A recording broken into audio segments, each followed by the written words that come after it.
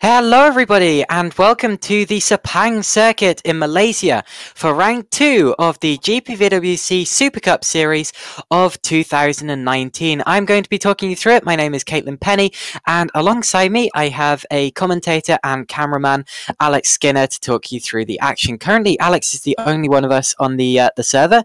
So Alex, how are the conditions looking?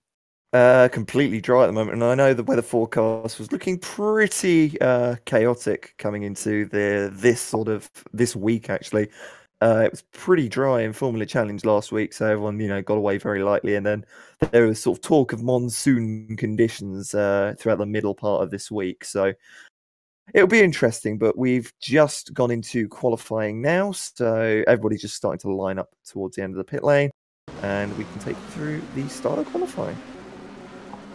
Jolly good. So of course qualifying, we don't have the Q1, Q2, Q3 segment like you see in Formula 1. It's just a straight 20-minute session, I believe, or is it 15? There were talks of moving it to 15 anyway. 15-minute session. 15, sorry, yep. So it's a straight 15-minute session. Quickest driver at the end of this will take the pole position. Last time out at the Albert Park circuit on Australia, we had a couple of upsets in qualifying with drivers we haven't before seen at the top of the order, and that set us up for two very, very exciting races. It was a great weekend of racing. And of course, we had a really, really tense battle at the end of the first race. If you haven't yet seen that, go back and watch that. I won't spoil it for you just yet. But of course, before you do that, we have a full day's worth of racing here for you, or a full afternoon's worth of racing here for you at the Sepang circuit as the drivers head out onto the circuit for their first qualifying lap. 26 drivers on the server at the minute. 23 of those on circuit, so not really many drivers hanging back at all. And we're used to seeing that in the GPVWC. It's always important to just get out there and get some clean air and some clean track, which is what everyone appears to be doing. I'm not entirely sure who is going to start the first lap, but we will pick that up when it happens. So Alex, you've been around GPVWC as both a driver and a team owner. What are the things to look out for today? And this track in particular, the drivers haven't been here in a while. What do you think about the Sepang circuit? Sepang, personally, for me, is actually one of my more enjoyable circuits. It's such a flowing circuit, one of the last remaining Formula 1 tracks on the calendar that actually is pretty untouched in terms of its design, its surroundings. Still got the gravel and the grass on the outside. So one of the last remaining tracks that's been untouched. It's a beautiful circuit, out here in Malaysia, and it flows so nicely as we're looking at Kieran Shanks at the moment, who's it's just such a beautiful circuit. The flowing sector 1 coming into a very fast and technical sector 2. with a mix of, obviously traction and zones and everything else.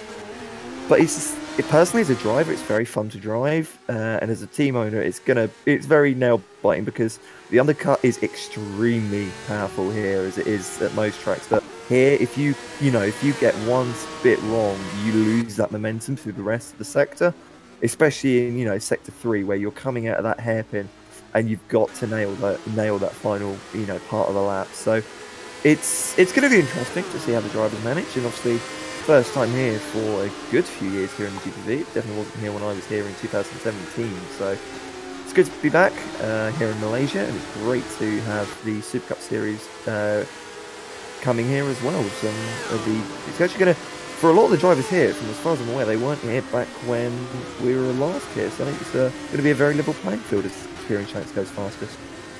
Yeah, of course, it's not just the GPWC that hasn't been here for a while. Formula 1, in fact, hasn't raced here since 2017. But we are seeing the first laps being set now.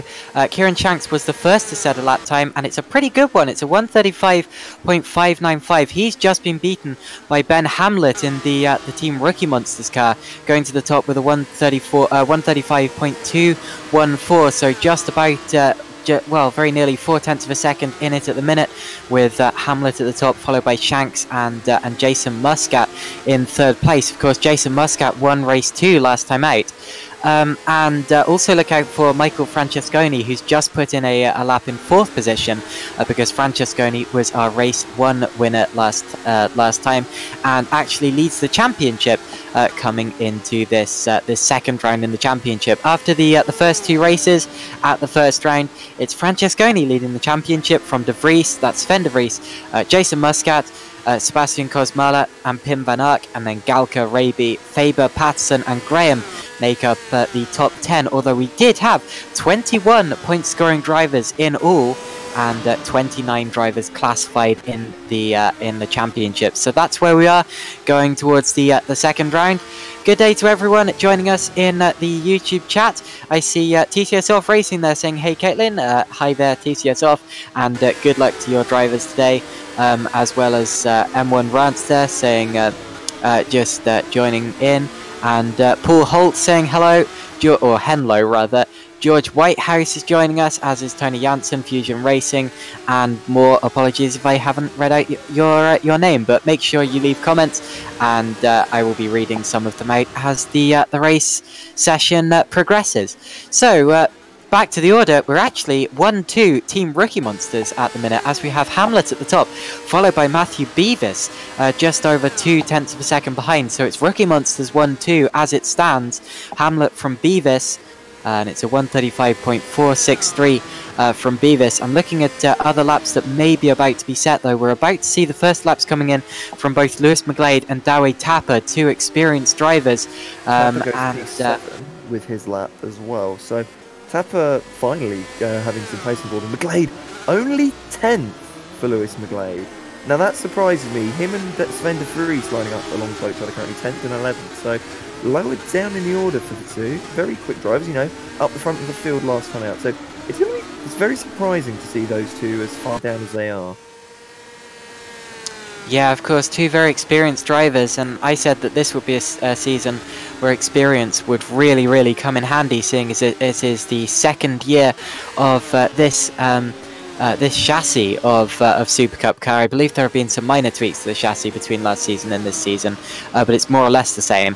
The engine is different. We have a V6 turbo inside the Supercup car this year for the first time, and that will make not really much difference apart from to the sound, and very minor differences in the top speed and the way the car puts the power down, but ultimately it's pretty much the same car as last year on the surface, and that's why I believe that experience is going to be very, very handy this year, although as we see currently some of the experienced drivers struggling slightly, and still Francesconi, who may be one of the most experienced drivers on the grid, is not yet able to break into the first 2 rows of the grid. So more to come from him, I should expect, as Kosmala there goes up into 9th place. And the interesting thing about Kosmala is that he is the top driver on the harder compound of tyres. So different strategy there for Kosmala. Now, I mentioned Francesconi. He's just set the fastest first sector of anyone, so let's watch him as he comes through the middle sector of the course. That's a fast-flowing left-hander into a right-hander. Now we're going into a double apex right-hander at turns 7 and 8, and then down a long, or relatively long, sort of medium length back straight before turning into turn 9. It's a difficult corner because it slopes away from you as it heads uphill, and the braking zone there is very, very difficult to get right. A lot of very late apex corners on this track, including the one we just went through there. That was turns 10 and 11. He's and just now we're spun heading out as well, which is a shame. He spun coming out the corner. He's just got it on loose, just ran a slightly bit too wide and just caught the rear left wheel on the grass. So just spent the car around. He was purple in the first sector, green in the second sector. So wouldn't have gone pole unless he had a stellar final sector, but just looped it round and down, and round he goes, and that'll be a lap over for him. A mistake from Francesconi. That's something we didn't really see last time out. But yeah, I'm expecting him to come back into the pits. There he goes, and he's going to be putting on a fresh set of tyres and going back out again. I don't expect that we've seen the last of Francesconi in this session, and he's certainly got more to give. Across the line goes Harry Graham there, up into 12th position. He is racing for Fusion Racing, the yellow liveried car. Goes up to 12th. And the times continue to come in. I'm looking at Pim van Ark at the minute, who's currently 17th, but I'm expecting to move further up the order, and he goes up to 11th in the other Fusion car. So Fusion gaining some places, but still yet to break into the top 10. Just about missing out as yet. I want to see if I can catch one of the quick drivers just as they're about to cross the line, so we can watch a full lap with one of these drivers and talk you through the very scenic and very fast Sepang circuit. You'll hear the word flowing quite a lot when referring to the corners here, because they very much do flow, and you'll notice. I just want to say, on board with Lewis McGlade as well, you were saying about catching a full on-board lap. Coming up to turn 3, one thing I want to note is, like, turn 1 and 2 around here. Sorry to interrupt you, I just thought. That's okay. It. Turn 1 and 2 here is actually quite difficult to get right, because you're coming in off of extremely bumpy braking zone with a car, just wanting to pitch the nose as well, into it's actually a medium speed corner, but you've got a lot of lateral weight transfer. The weight is trying to fire itself off, onto the left side of the car as natural. And then as you obviously turn through turn 2, it wants to fire itself the other way. So turn 2 is actually a very crucial point in the lap with how the weight transfer works. Just because, even though it's a relatively slow corner, the weight's going, from maybe the left to the rear left, the centre left, sorry, to the rear left, to pitching all the way to the front right. So it really can cause quite a few spins. So we may see that in of some of the drivers, who are really pushing for their laps, come towards the end of the session. But Lewis McGlade, as I said, coming into the final corner, he's not going to improve on his lap as he comes into the pit lane, but some very good laps, coming in. As Dean Vella in 26th at the moment, is going to improve on his lap, see where that takes him. Currently a few seconds off the pace. He's going to improve the 39.0, but he's not going to improve in places. So currently 3.8 seconds off of pole, but I want to say he's on the harder compound tyre. Yeah, talking about the first two corners, they're quite deceptive, because although they're relatively slow, the first of the two is a very sort of wide entry, wide apex hairpin, especially for how it looks on a map. And that means that as you approach it, you think you have to brake so much earlier than you actually do. And in terms of turning in as well, it's very difficult to know where to hit the apex. And on the exit, you always want to go to the outside of a hairpin, except there. The instinct is to go to the outside, but you have to keep it tight, because that will set you up very nicely for turn 2, the left-hand hairpin. But actually reminding yourself to do that is sometimes very, very counterintuitive and very tricky. But yeah, in terms of the weight, that's made even more essential to think about by the fact that it's downhill. So the weight is going to be even more ready to transfer because of the force of gravity acting on it. And as you accelerate out of that very tight turn 2, you're immediately steering to go through the right-hander at turn 3 as well, which is also downhill. So yeah, the weight of the car and the traction doesn't really know what to do with itself through there, unless you're confident and unless you know what you're doing. So that's what it takes to be quick around here, and we've just seen that from Michael Francesconi, who set the second fastest lap with a 1:35.434 to split the two Rookie Monsters cars, but still just over 0.2 of a second off Ben Hamlet, who appears to be absolutely running away with it so far. Yeah, I wouldn't be surprised if he's showing all of his pace in qualifying. Obviously, I haven't seen much of his long run pace, if any, so it will be, interesting to see how that translates into the race pace. But he's been able to show some very quick, single lap pace, so whether he can transfer that into consistent times is, something that will be interesting. Obviously, you see these drivers who come in, as reserve drivers. He is obviously a reserve driver for the evening, but comes in. Oh, yeah, sorry.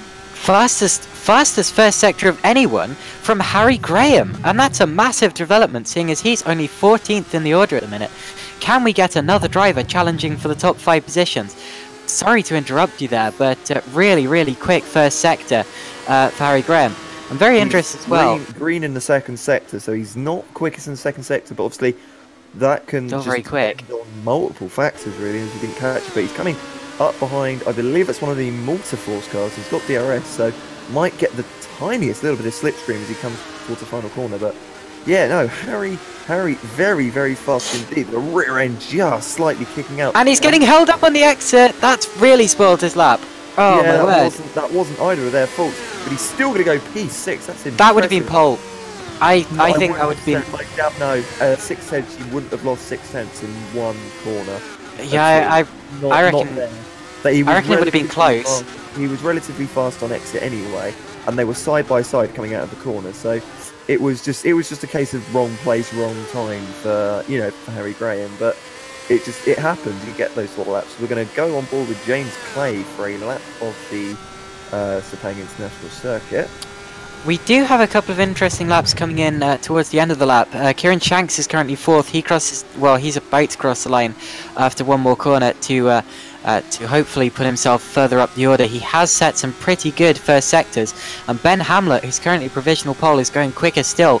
But let's watch Kieran Shanks. Does he get? Well, he moves up to 3rd, so good lap there for Kieran Shanks. And Ben Hamlet abandons the lap. Yeah, Clay currently not quick, but just go through the rest of the lap here. Coming through turns 4 and 5, very downhill, off camber corner turn 4 actually. It's a very fast sweeper, and immediately the weight transfer into turn 5. Then you come up the hill after the short straight of 6 and 7, double right-hander. Very easy to lose the car, and as you come down into turn 8, a very hard braking. So you want to make sure you clip that inside apex, and then get the car straightened up and on the power as you come through the next couple of right-handers as Clay goes a slight bit wide, but it's currently up on his best, so a good improvement. You come into sector 3, the fast left-hander and right-hander Kimi Räikkönen was notably went off here in the, I think it was the 2012 Grand Prix, and that was even scary because they had DRS anywhere back then, so he would have been on the DRS fully down to that corner. But getting the brakes right into that penultimate corner is actually extremely difficult because you're coming off a very fast right-hand corner, and obviously the car naturally, as you see there from James Clay on the brakes whilst turning, wants to spin when you do that because of the way that the differential works. So as he, gets the car onto the brakes coming into the right-hander, it's just a very strong case of you wanting to get that car stable as you come into the curb. But I must say, we've come to the end of qualifying. So at the end of qualifying, it is Ben Hamlet who takes his first pole position in the Supercup series. And I am very interested with Ben Hamlet because, of course, last time out, Team Rookie Monsters did not have Ben Hamlet. They had Noah Rovers in his place, who unfortunately was not able to score a point in either of the two races. But Ben Hamlet here has taken his seat and come in for the very first round of the series, or his very first round of the series, to put the car immediately in pole position. Great performance from Ben Hamlet, and a really good qualifying performance from Rookie Monsters as a whole, as Matthew Beavis has put it in 4th position in the other Rookie Monsters car. So it's Hamlet on pole position, followed by Francesconi, who is our championship leader. Then we have Kieran Shanks, Matthew Beavis, Jason Muscat, Sebastian Kozmala, Harry Graham, Adrian Faber, Ross Woodford, and Lorenzo De Tutis, the top 10. And then it's Patterson, Tapper, Saunders, De Vries, McGlade, and then Walter, Van Ark, Robbins, Clay, Galka, Davison, Geese, Sousa Ferreira, Habermacher, Carvalho, Ivanov, Cooper, and Vella, and then Christopher Raby. That is, of course, without the penalties in place. I'll update you on the order when we get onto the formation lap as it stands with penalties. Yeah, there's a few drivers with penalties coming into this. I know off the top of my head, I know that Christopher Raby is one of them with a back of the grid penalty from last time out in Melbourne. He has a back of the grid, hence why he hasn't set a lap. Dean Veyer, I believe, has 20 places, the same as Reggio, who I don't believe is here today. But Galka has got a 10-place grid penalty, and Bruno Sousa Ferreira has got a 10-place grid penalty as well, off the top of my head. But we're going to come into warm-up, so yeah. So a very interesting qualifying session there, with a couple of interesting results at the top of the order. Apologies for the double use of the word, but it really is interesting, or fascinating to use a different one. Rookie Monsters has a really, really strong team coming in today. What, sorry?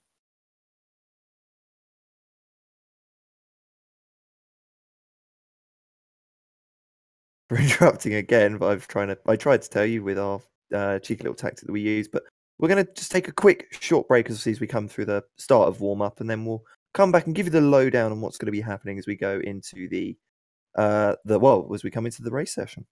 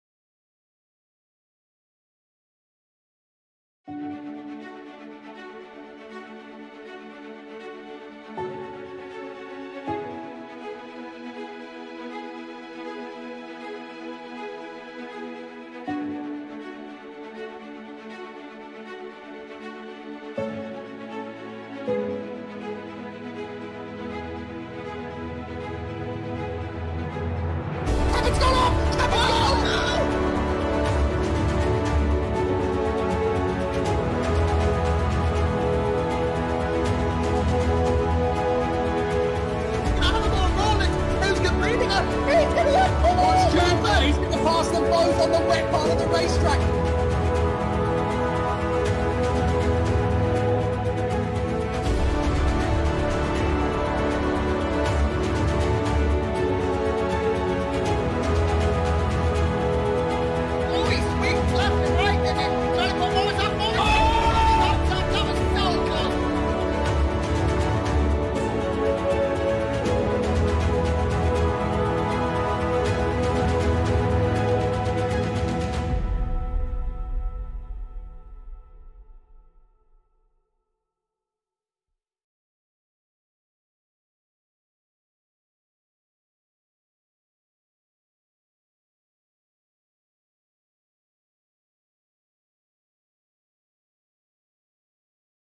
Welcome back to Sepang, everyone, for round 2 of the GPVWC Super Cup series of 2019. We've just watched the qualifying session here, and we have more or less confirmed the order. Yeah, we've got a few penalties left to dish out, but we have the base order with Ben Hamlet on pole position in the Super Cup car, the Rookie Monsters car, sorry. I mean, it is a Super Cup car, alongside Michael Francesconi, the championship leader and race 1 winner from last time out. The warm-up session still has 7 minutes to go, so we're just watching the drivers heading around the track for the final time before the race. and then we'll be off for roughly 40 or so minutes of the Sepang circuit in the country of Malaysia. So in this warm-up session, of course, the drivers will mainly be focusing on how the car is going to feel at the start of the race. They're going to put on their race setups, and well, I mean, they can't because of Parc Fermé regulations, so sorry, I don't know why I said that. I was thinking of another series. But they're going to be filling their car up with full fuel and putting on the tyre compound that they're going to be starting on, and doing a few practice starts and practice race laps. And then, of course, in just a couple of minutes, we will be underway with the first of 2 races. So, Alex Skinner, you're joining us for this Sepang International Circuit round of the GPVWC calendar. 6 minutes to go. This is probably where the drivers are feeling at their most tense, I should imagine. Most drivers by now will probably settled themselves down, just getting into, a sense of rhythm for their long run pace. But most drivers, there are some drivers who do struggle with nerves pre-race, but a lot of the time, a lot of the drivers, have got their own little routines and such to keep themselves calm prior to the race, and so that they don't have an issue at the race start. But some people will sometimes crash now in warm up, some people crash in practice, but they get that out of the way, so that it means that they are perfect as they come to into the race event. But obviously, it's going to be a very interesting set of events, I think, for this race, because as we saw in Formula Challenger last week, it was very, very close, and a lot of DRS overtakes, DRS being the main talking point here. Still only 2 DRS zones, the one down the main straight and the one down the back straight, the penultimate straight. So it'll be very interesting to see how we do with the faster Supercup cars, and with, I'd say, with more aggressive drivers, and we'll see how that goes coming into the race session. But obviously, the main question we do have to ask is, who do we think is going to win? It's difficult to say.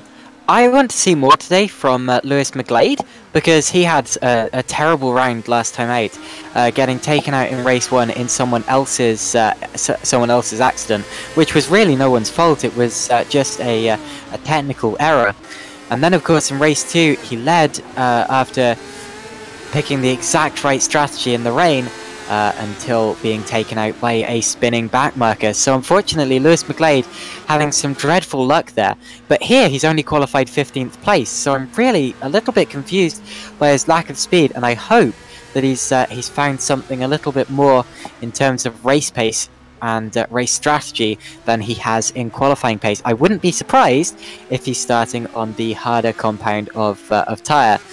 But whatever the case, Lewis McGlade, definitely one driver I'm expecting more from today, and more as well from the Rookie Monsters team of Matthew Beavis and Ben Hamlet. Hamlet wasn't here last time out, so this is his first time in the 2019 Super Cup car, and Matthew Beavis definitely had some pace last time out, but his best result was only a 14th place. But qualifying 4th on the grid, a whole 10 positions higher, definitely more to come from Matthew Beavis, and the Ricky Monsters team has obviously been practicing at this track. So those are a couple of the drivers that I'm expecting we should look out for today.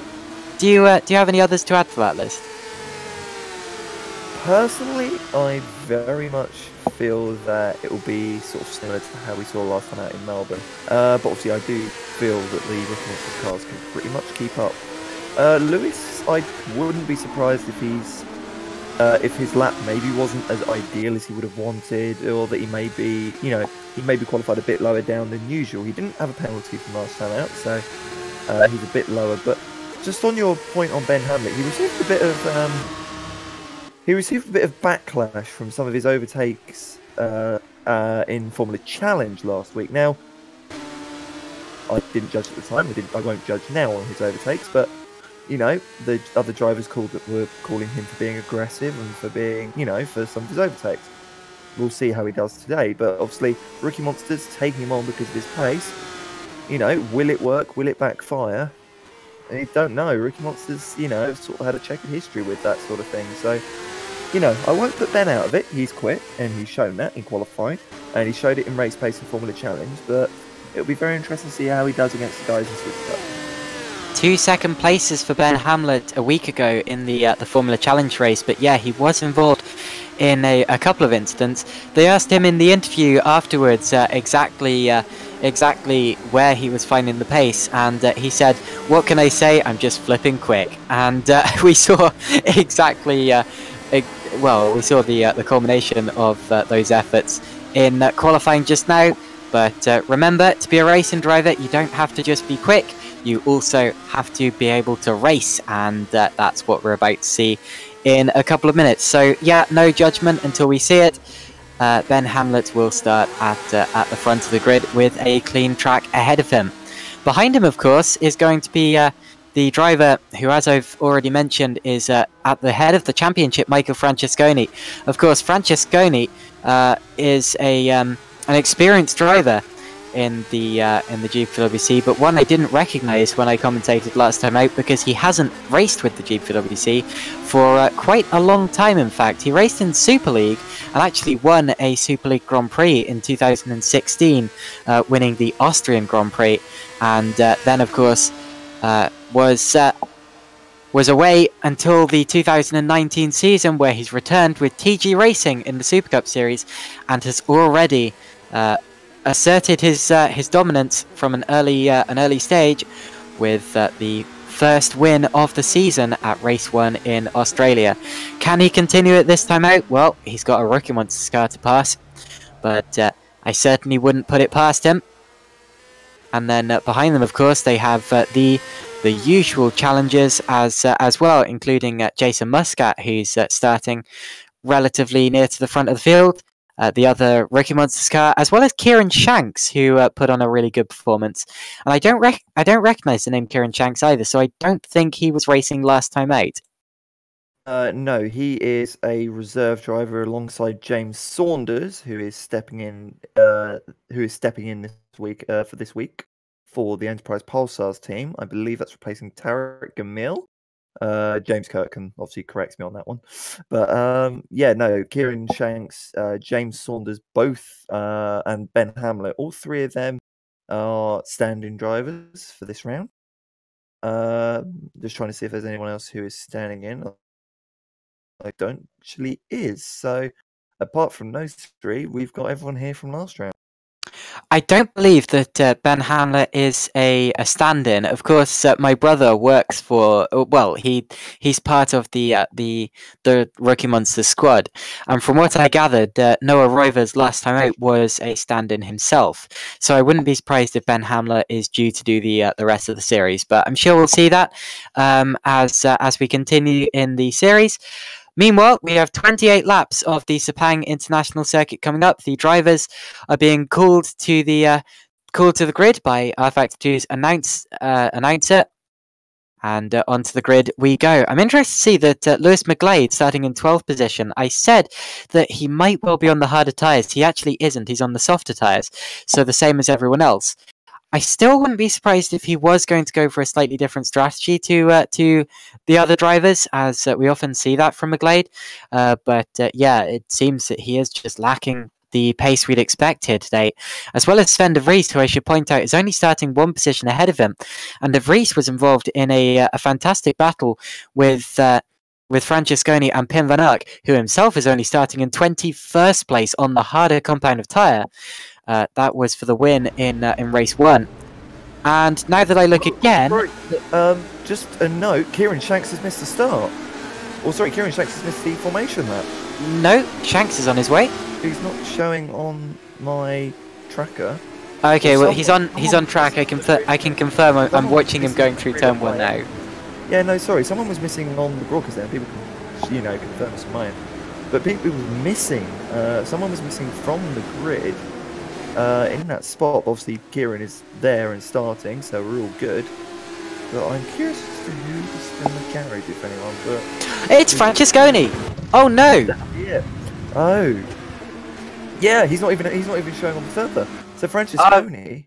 The warm-up's being restarted, so that means it seems Francesconi is going to be allowed to start the race. But wow, that was close. Yeah, it seems that. seems that something went a little bit wonky there, but whatever the case, we are still continuing on our way. Just need to get everyone back in, and then we will restart the formation lap. So apologies about that. A little bit of technical issues, and we should be on our way in the formation lap just before long. I found out just quickly, just hopped down with the race director just see what happened. Francesconi dropped out and instantly rejoined, but obviously missed the formation lap. So I was correct in saying that someone had missed the formation lap. It just happened to be Francesconi. That's why I said Kieran Shanks, because he was the next person on the list. But it then made sense that it was Francesconi who was second on the grid. So they've restarted to allow him to, join, as it's only the formation lap. So our loving race director, Chris Williamson, doing an absolutely outstanding job as per usual. Very, very compassionate man. So we'll get this, we'll get this race underway shortly.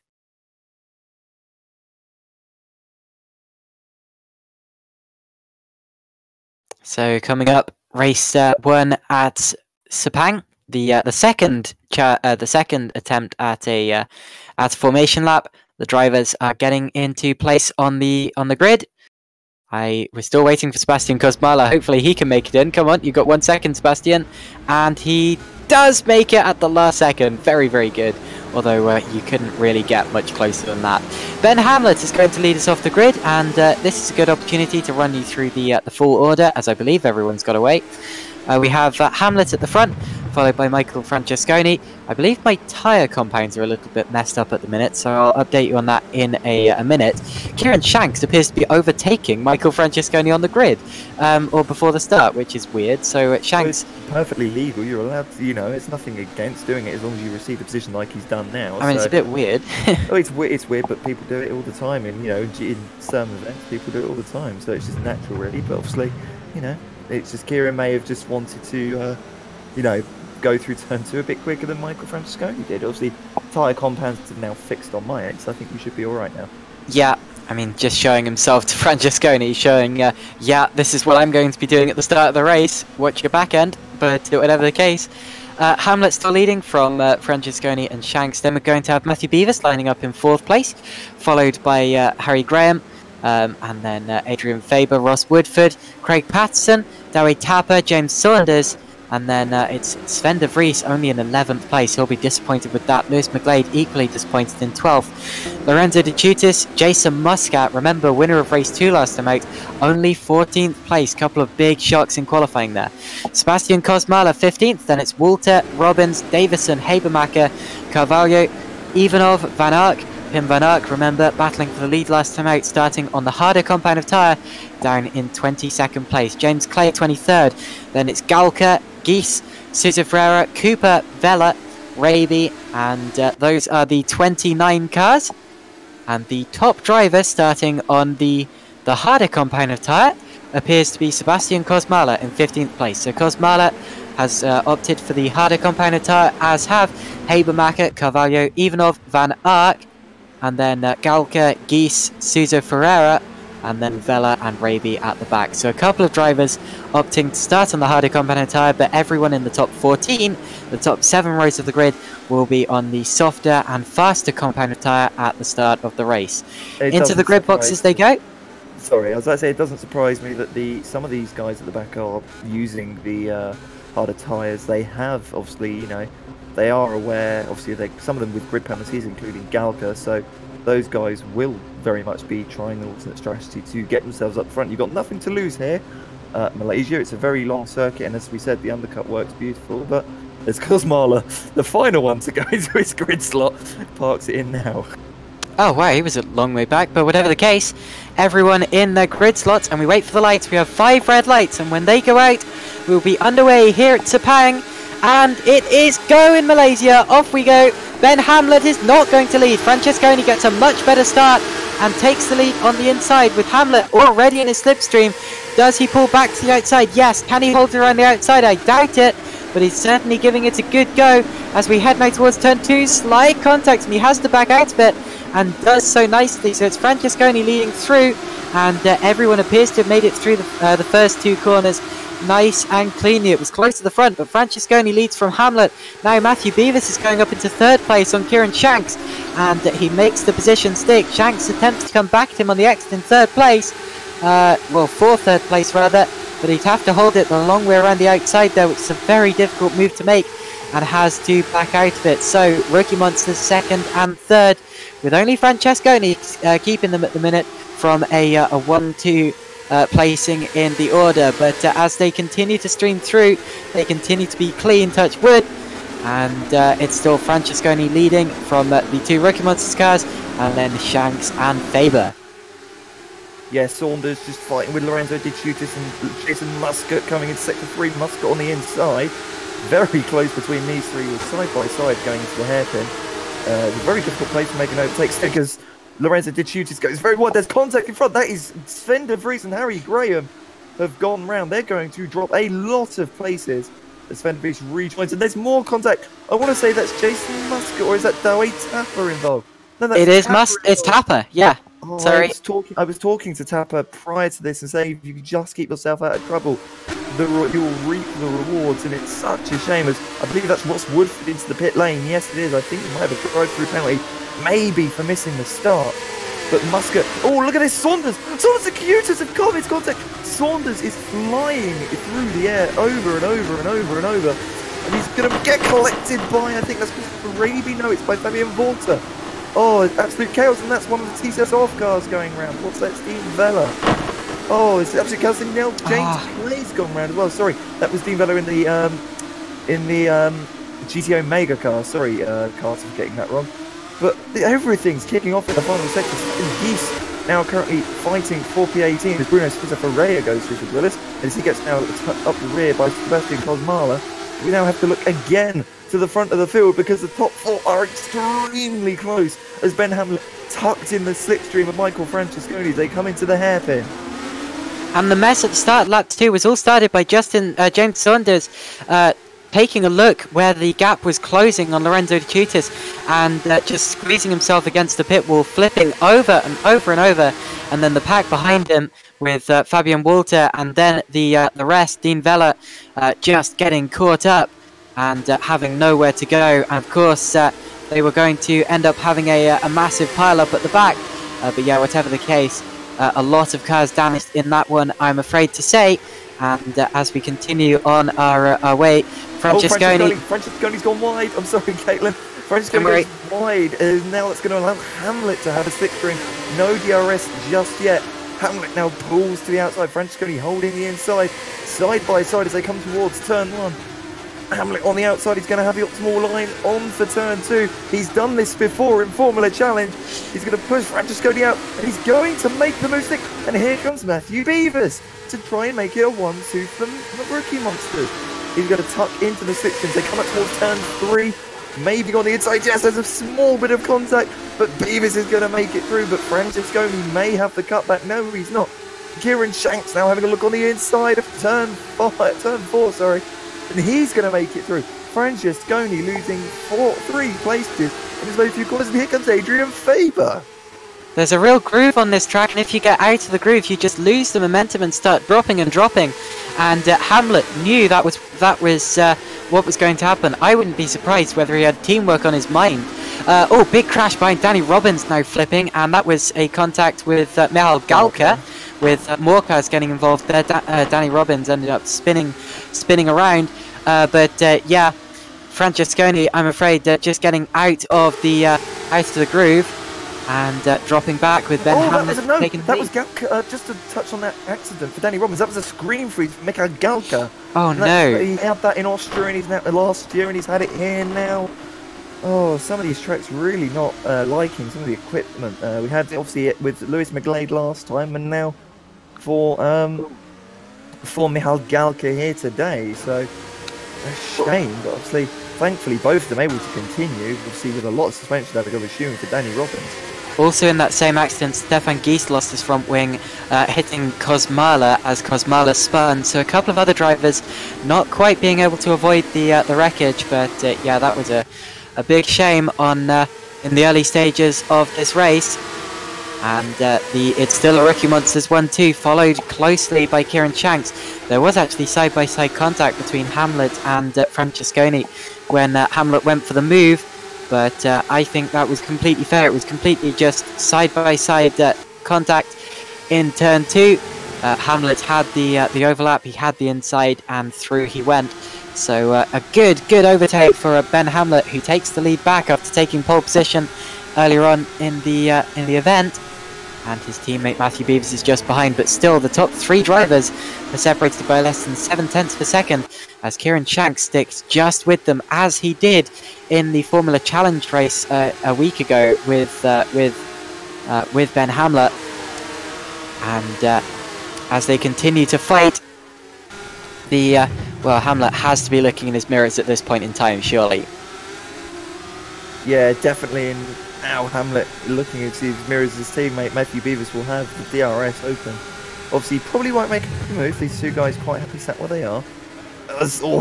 Beavers having a little look, but obviously he's got to defend from Kieran Shanks, so he's got to be very careful. And Francesconi is going to not have the DRS, I don't think. He is 1.7 back, and that's going to allow Adrian Faber to maybe have a look as they come towards turn 1. Beavers doesn't have a look, but will Faber have a look? No, he won't. So line astern so far for the top 5, but very much a few moves as Francesconi looks to be getting very squiggly coming through turn 1. Now, Beavers' job in this, of course, will be to just hold back Shanks. I can't imagine the Rookie Monsters drivers will risk fighting until much later on in the race. At the minute, Beavers has just got to stay behind and fend off Shanks and anyone else further back. Meanwhile, Harry Graham versus Tom Davidson, the two Downforce, the ex-Downforce teammates now scrapping it out on track, side by side. Harry Graham gets back into P10, and they've now got Sven de Vries, who was very, very fast last time out. As Tom Davidson gets a little bit squirmy coming into the double right-hander in sector 2. Oh, as he goes very squirmy on the exit, going wide. That's going to allow Sven de Vries through. And here comes Pim van Aert, who may have a look on the outside now. Tom Davidson on the inside. Is he going to get the drive out of the corner? Yes, he is. So Tom Davidson loses 2 places. Sorry to cut in again, Caitlin. Just action going on absolutely everywhere here in Supercup, like I predicted. No, don't worry. I was just going to point out Roman Ivanov passing Justin Habermacher for 14th place further back, but you brought up the fight between the teenagers Graham and Davidson. Hamlet's gone wider out of the final corner. Sorry, forget. Don't worry. Final corner.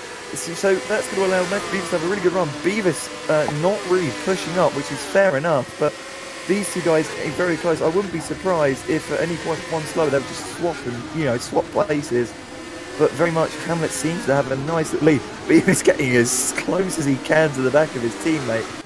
And Francesconi still has Adrian Faber to deal with, and if they're not much quicker, they're going to have Jason Muscat to deal with. So Muscat again looking feisty here today. It's very much a rejuvenation of the Maltese driver. Great to see him able to be, fighting so far. As we look a bit further down the field, as coming to the fight that you were mentioning, Caitlin, the Justin Habermacher fight. Yeah, Ivanov just having to fend off Habermacher again into turn 1. That's about the 3rd lap in a row that they've gone side by side into that one. Behind them as well, just outside of the points, Tapper and Galker are going side by side. These two drivers, of course, have been involved in incidents earlier on in the event, and Galker now going wide and being mugged by Ross Woodford. This is all taking place between drivers who were involved in various incidents at the start of the race and who are on recovery drives at this point in time. And Christopher Raby now having a look at his shift gear teammate and going wide into the very nearly into the gravel there. But yeah, whatever the case, you were saying that if the Rookie Monsters drivers noticed that Beavers is fast, they might swap the drivers. But it's quite obvious that Beavers is the faster driver, and that he is being held up at the minute by, oh dear, that's Galker and Raby going off. No, it isn't. It's Galker and Woodford going off. Just further back, just getting a little bit tangled. But yeah, whatever the case, look back to 2nd place now as Kieran Shanks takes a look to the outside of Matthew Beavers heading towards turn 1. There's a lockup from Ben Hamlet, and Shanks needs to, well, he can't quite hold on to it as Hamlet did on Francesconi a couple of laps ago. What about with the switchback? He appears to have put the power down faster than Beavis out to that last corner, and he's going to be in the slipstream now as they head up the hill towards turn 4. But he's going to be on the outside line there. That's not desirable unless he can turn it into a switchback. But again, he will be on the outside as Beavis knows exactly where to position his car up the hill. Meanwhile, Craig Patson passing the Tutis for 7th. But yeah, Beavis there defending very, very well from Kieran Shanks, and this is exactly why they didn't swap the Rookie Monsters cars, even though it seems that Beavis is quicker. Francesconi having to defend on the inside from Adrian Faber. There's a bit of contact through the hairpin. Neither driver coming off the worst, but very, very close indeed, side by side, as Ivanov's now getting Delway Tapper up to 14th now, so back into the points for Delway Tapper after the incident he had early on. And I believe Lorenzo De Tutis is getting close again to Craig Patterson.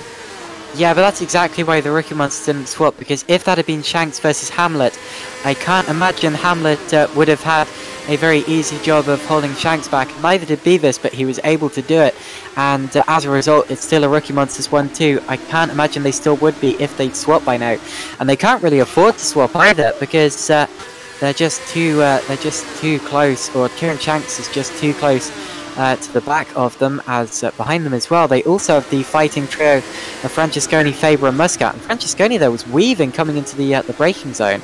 Not entirely sure why he was shaking his car from side to side, but he was. He's been getting very twitchy coming through turn 1 since the start of the race earlier. So maybe there's a small bit of damage, or there's something there in that car that's not quite right. As Muscat was having a look on Adrian Faber coming into turn 4, which was surprising. Christopher Raby has just taken a swipe and passed both Habermacher and Ivanov.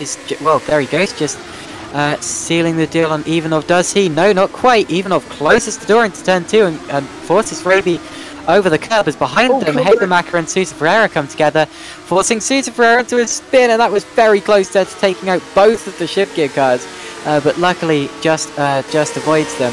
That was a little bit messy there in the lower end of the points, but yeah, whatever the case, they continue on their way, and I believe Sorry, I was going to say, Sousa Ferreira not really having anywhere to sort of rejoin in that instance. So Craig Patterson's gone off, allowing Tutis back into P7, so that's a gain for TCS Off Racing and a drop for the Multiforce driver. So sad to see that, but Kieran Shanks looking very aggressive on the two leading cars. They got traffic ahead of them. And there we go.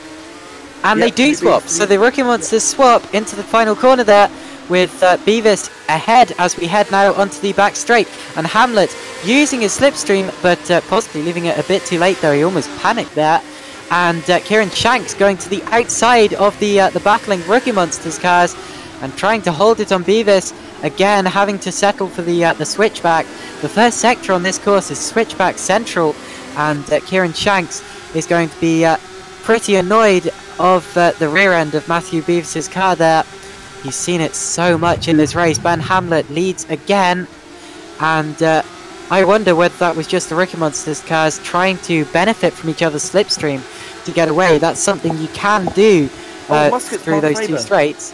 Muscat's gotten past Faber into turn 3 as well, coming through. I'm going to have a look at how he did it. So coming up through turn 3, ducks it onto the outside of turn 4. Faber locks up Muscat with the switchback on the exit. Beautiful little bit of opportunistic and Kieran Shanks is up to second. Kieran Shanks is up to second because Beavis has run over the curb on the outside there of turn 8. So Kieran Shanks taking the advantage as they pass there the lap car of Justin Saunders. It's now Hamlet leading, but Shanks splits the two Rookie Monsters cars, with Beavis dropping to third. I can't imagine that will be this battle over just yet, but whatever the case, the Rookie Monsters cars have finally been split, and Kieran Shanks is up into second place there as they head on to lap 10 of the race. I want to put some blame onto Saunders there, because Saunders wasn't really getting out of the way of the two.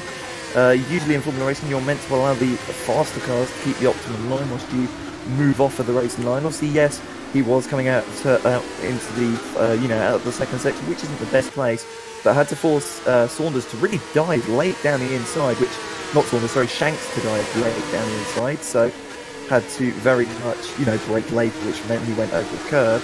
And even then, coming through the final corner, he ran very wide and really actually clipped the back of one. I think it was Faber who was lapping in just in the back of the shot. So maybe a couple of issues for Saunders, but obviously, everyone makes mistakes. So I don't want to be too horrible, but it's just something I noticed, and I feel like I could put my opinion to it.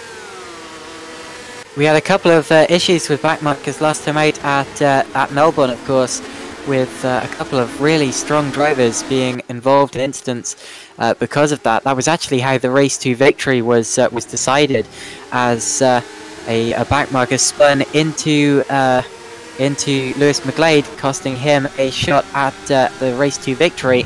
But whatever the case, backmarkers having their say in the race again.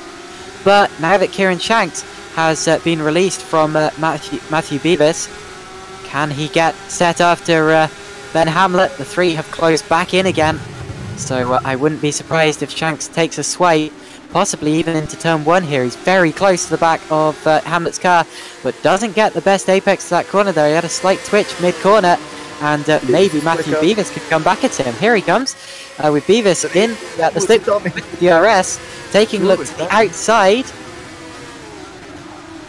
Yeah, he's not going to make that work, having to go onto the outside and then cut back. He threw a really late dummy. He could have actually made that work, I think, if he went to the inside, because Shanks was committed to that line. He'd already moved, so if Shanks had moved over again. But very interesting to do.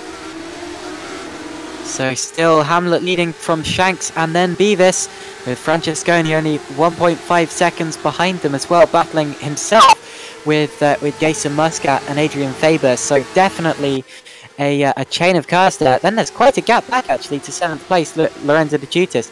So really it's that the top 6 drivers have broken away in this race at the minute, and continue to squabble up front. But yeah, Shanks definitely is going to get another opportunity to attack Ben Hamlet. These two drivers, of course, were fighting in the Formula Challenge race the week ago, and now we're seeing them fighting again for good positions. Again, I mean, possibly the practice of racing in the Formula Challenge race a week ago will be helping them out here today. But yeah, it's fantastic to see Formula Challenge stars stepping up to Super Cup and being competitive. That's how the career ladder is supposed to work, and that's how we're seeing it in action today. So out to the final corner again we come, with Beavis again in the slipstream of Shanks for second position. Beavis a lot closer to Shanks than Shanks is to Hamlet this time around, but not close enough into turn 1 as he was last time around. And still it's Rookie Monsters followed by Frammy. No, Torrent, sorry, I was looking in the wrong place. Frammy, I'm afraid, much further down. Although I have just excited a lot of Frammy fans. The top Frammy car, Adrian Faber in 6th place. But whatever the case, it's Rookie Monsters, Torrent, Rookie Monsters, and then TG Racing. As meanwhile, we have a driver, well, I think I saw a driver dropping down there out of the top 15, but I can't seem to pick up who that is, so apologies about that. First retirement of the race, James Saunders has given it up, has remedied off to the inside of Justin Habermarker for 16th place in this race. It's turn 1, side by side. Those two have been battling all race long and continue to fight. So, incidentally, with the James Saunders incident, he spun it all on his own under braking. Looks as if his brake balance was in the wrong place, and he's just given up. So, Saunders had some real issues in this race, and now has retired. Meanwhile, Ross Woodford in the pit lane with damage, so that's not good, and he's missing a front wing. So there's been an incident involving Ross Woodford on that last lap, and I'm going to go back and see exactly what that was. And he spun it himself actually over the curb and into the gravel, and that was at turn 6, and yeah, couldn't keep it out of the barrier. So Ross Woodford, I'm afraid, who was having a torrid time himself, now drops even further behind the points ping positions, and Adrian Faber is the first scheduled pit stop from 6th position in the race. Yeah, so this is, I'd say this is actually slightly, no, this is early. This is very early. If it's how many laps in? Oh, sorry, just to make my lap 13. Well, No, so we are actually perfect. Sorry, I thought you said lap 6 for a second. No, don't worry. From my head and ears deceiving me. But no, this is pretty scheduled now. He'll go on to the end on the harder compound of tyres, as he's going to come out just in front of Dowie Tapper. Now, the one driver who I expected to make the most of this, Sebastian Kosmala, currently 23rd, so his strategy's not really working out for him at the moment. Also in the pits that time around was Sven de Vries, who is another driver having a couple of issues so far in this race. I was expecting far more from him after last time out at Melbourne, but maybe just didn't get enough practice in for this round. But yeah, we are at about the stage where we're expecting scheduled pit stops to start occurring. We have well, we're on lap 13 out of 28 in total, and I'm expecting actually this is probably a really good time for Matthew Beavis to dive into the pits, because surely he's getting caught up in the turbulent air from behind Kieran Shanks' car. Meanwhile, Hamlet's also... Oh, the top three in the pits! Hamlet followed by Shanks and Beavis. Now, will they have to stack the Rookie Monsters cars? They will. They'll have to 100% stack. They're way too close. No! They are a couple of seconds behind each other. That's going to 100% be a stack. Now, they can't pit together. Now, Beavis has known this. Oh, this is horrible. This is going to really hold Beavis up. Where is the communication between the two? You would surely have communicated that, or would at least think your teammate is going to come into the pits first. So away goes Hamlet, away goes Kieran Shanks, and Beavis. Now, Beavis could come out very low down indeed. We'll have to see. He's now coming out of the pit lane. Shanks and Hamlet come out behind him by Mark in 6th and 7th. Faber goes through. Beavis is out behind Faber. Beavis has had a terrible pit stop there, and yeah, just simply a lack of communication between the Rookie Monsters drivers. I'm not sure whether they're speaking to each other as it stands at present, but whatever the case, yeah, the two leaders jumped into the pits, and then Beavis, maybe in reaction, just instinctively followed them in, or maybe he was planning to, and there was just no communication between the two. Meanwhile, Lorenzo De Chutis, who would have been in 6th or 7th position, has had a spin. He's had, well, very nearly a spin. He had a big slide and dipped it into the gravel, so that's going to cost him a couple of seconds, but he continues on his way. But yeah, we'll have to see exactly how the order shapes up after all of that. Incidentally, Kieran Shanks has come out still behind Ben Hamlet after all of that, as he was before. But yeah, Matthew Beavis dropping behind Adrian Faber, and also behind Dowie Tapper, who's yet to stop. So a disaster for the Rookie Monsters team. Craig Paterson's in, and followed by Lewis McGlade to the fight for what is currently P3. I'm not sure they will be on track after this, but this could actually be relatively important, because these guys could actually come out ahead of Beavis if Beavis is that unlucky. These guys really actually close in the pit lane at the moment. McGlade is going to drop himself into his pit box now. As that reminds me into third. Sorry, yeah, it reminds me of when Nordschuen threw away, well, no, Nordschuen. Sorry, I've never had to pronounce that before. Nordschuen, there you go. Did pretty much exactly the same thing in the 2007 Abu Dhabi Grand Prix, the first Super League race I commentated. And they threw away a chance of challenging for the win in that one in exactly the same way. So yeah, it does happen, and unfortunately it really affects drivers' races when it does. Meanwhile, Beavis had to fight his way back past Dowie Tapper in all of that, and that of course is another disadvantage of getting his pit stop strategy wrong. He came out in traffic, but there we go. He has now managed to get past Dowie Tapper. Obviously, Tapper has pitted once already for, I believe he might have pitted for damage early in the race. So he, I believe, he's on the super soft, so he's still, going for a pretty long stint. But maybe he actually could, finish relatively highly, depending on how his strategy works out. Tapper didn't pit. Oh, he hasn't pitted. Okay, I thought he'd sorry. after the accident he had early on. So that's my bad.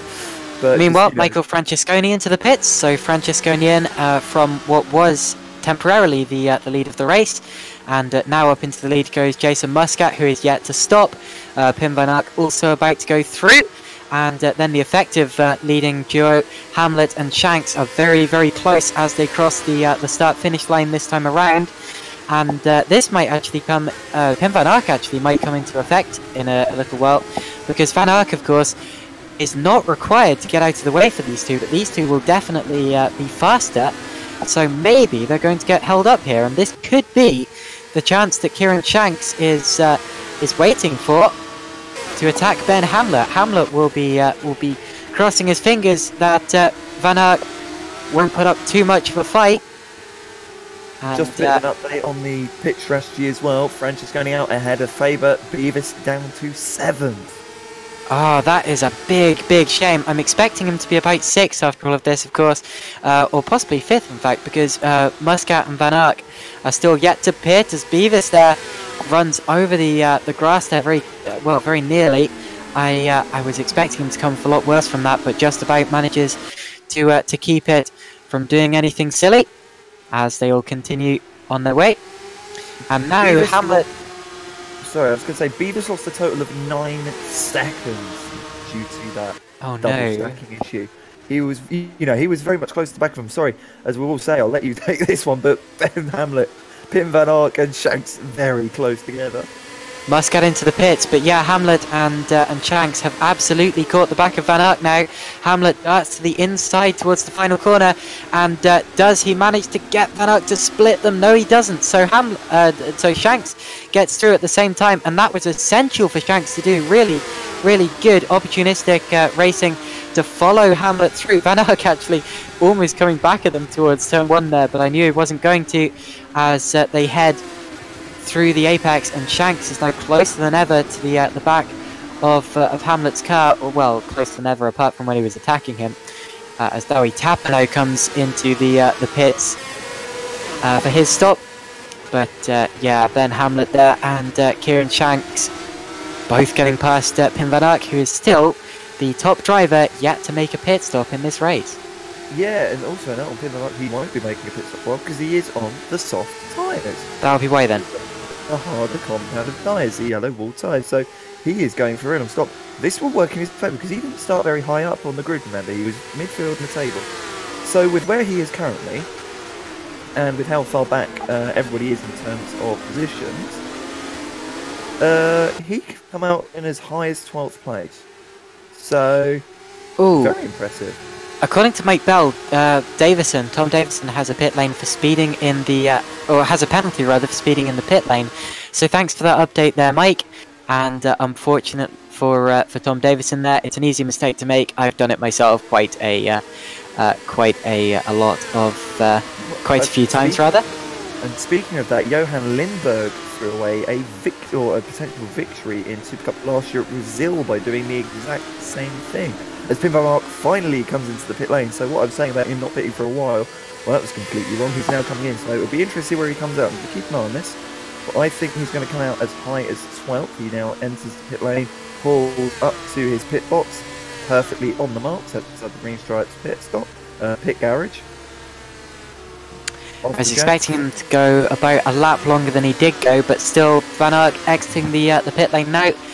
And he will resume the race in around about 11th position, just ahead of his teammate Harry Graham, who may actually overtake him here into turn 1. And it looks going to be close. Sideways coming to turn 1.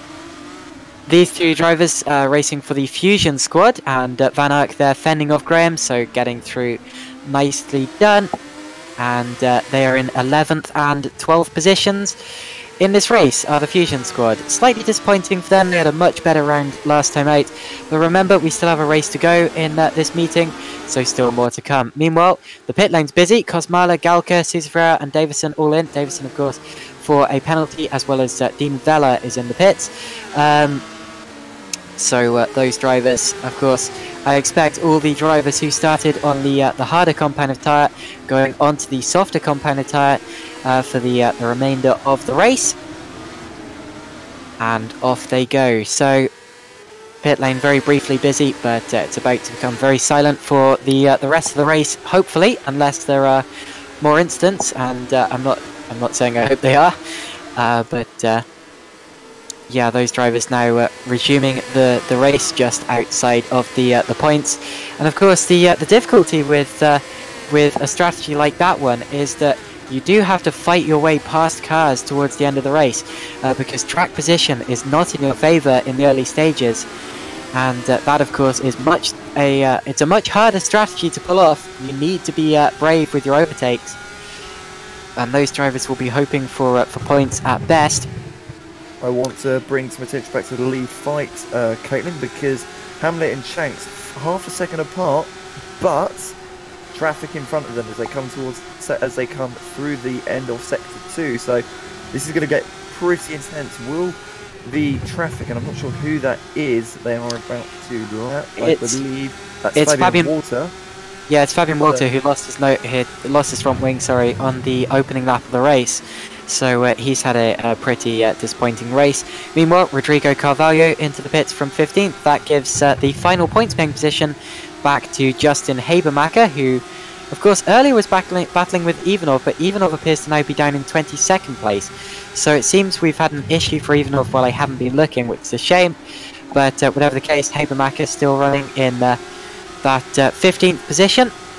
Hamlet with DRS on the back marker, so that's going to work out absolutely beautifully for him, not having to worry. So Fabian Walter being very kind to the race leaders, it seems, but we'll see as they come to the front straight. I'm assuming Fabian will get out of the way this time but Kieran Shanks has a better top speed in general in that Torrent car. We'll see how it is coming into turn 1. Still not quite up to the back of Fabian Walter, so the DRS not really helping them that much, it seems, in terms of top speed, but Fabian Walter dives left out of the way out of turn 1, allows these two guys to fight. Francesconi looms 2 seconds back in third due to the Beavis pit lane double stacking earlier. Is Shanks really wanting that place, really trying to wrestle that car through. Francesconi could be a dark horse in this race because he's maintained the gap. He's actually gained a little bit since I looked earlier in the race. So Francesconi there, keeping in attacking range, well, very nearly in attacking range. He only really needs to find about a second and then he can have a swipe. But whatever the case, Francesconi definitely could come into play towards the end of the race. We know, oh, big slide from Hamlet. Hamlet's had a mistake, and Kieran Shanks is going to be right on his tail end now in the remainder of the lap. That was a really, really big kick there on the exit for Ben Shanks on the exit there of turn 9. Still maintains the lead of the race, but this, of course, is going to allow Francesconi to close in even more. He appears to be gaining about 1/10 of a second per sector, so that's about 3/10 per lap. And Francesconi, I can imagine, is setting up for a charge in the late stages.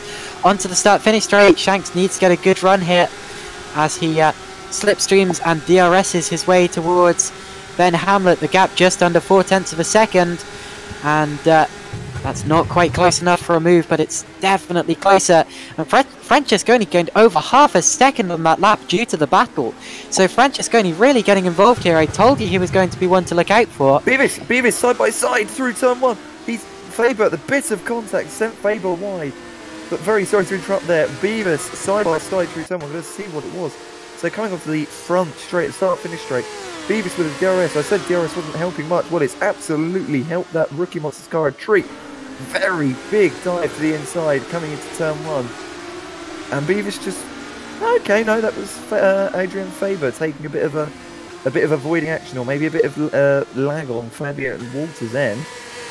Meaning he sort of, went to avoid a bit, but that means that Matthew Beavis is back to P5. He's now got 9.5 seconds to catch Jason Muscat. Ben Hamlet leading from Shanks and Francesconi. This is very much now a three-way battle for the lead of this race, as Francesconi is gaining and gaining on this pair. And there's now, well, you couldn't fit a second between either of these two gaps.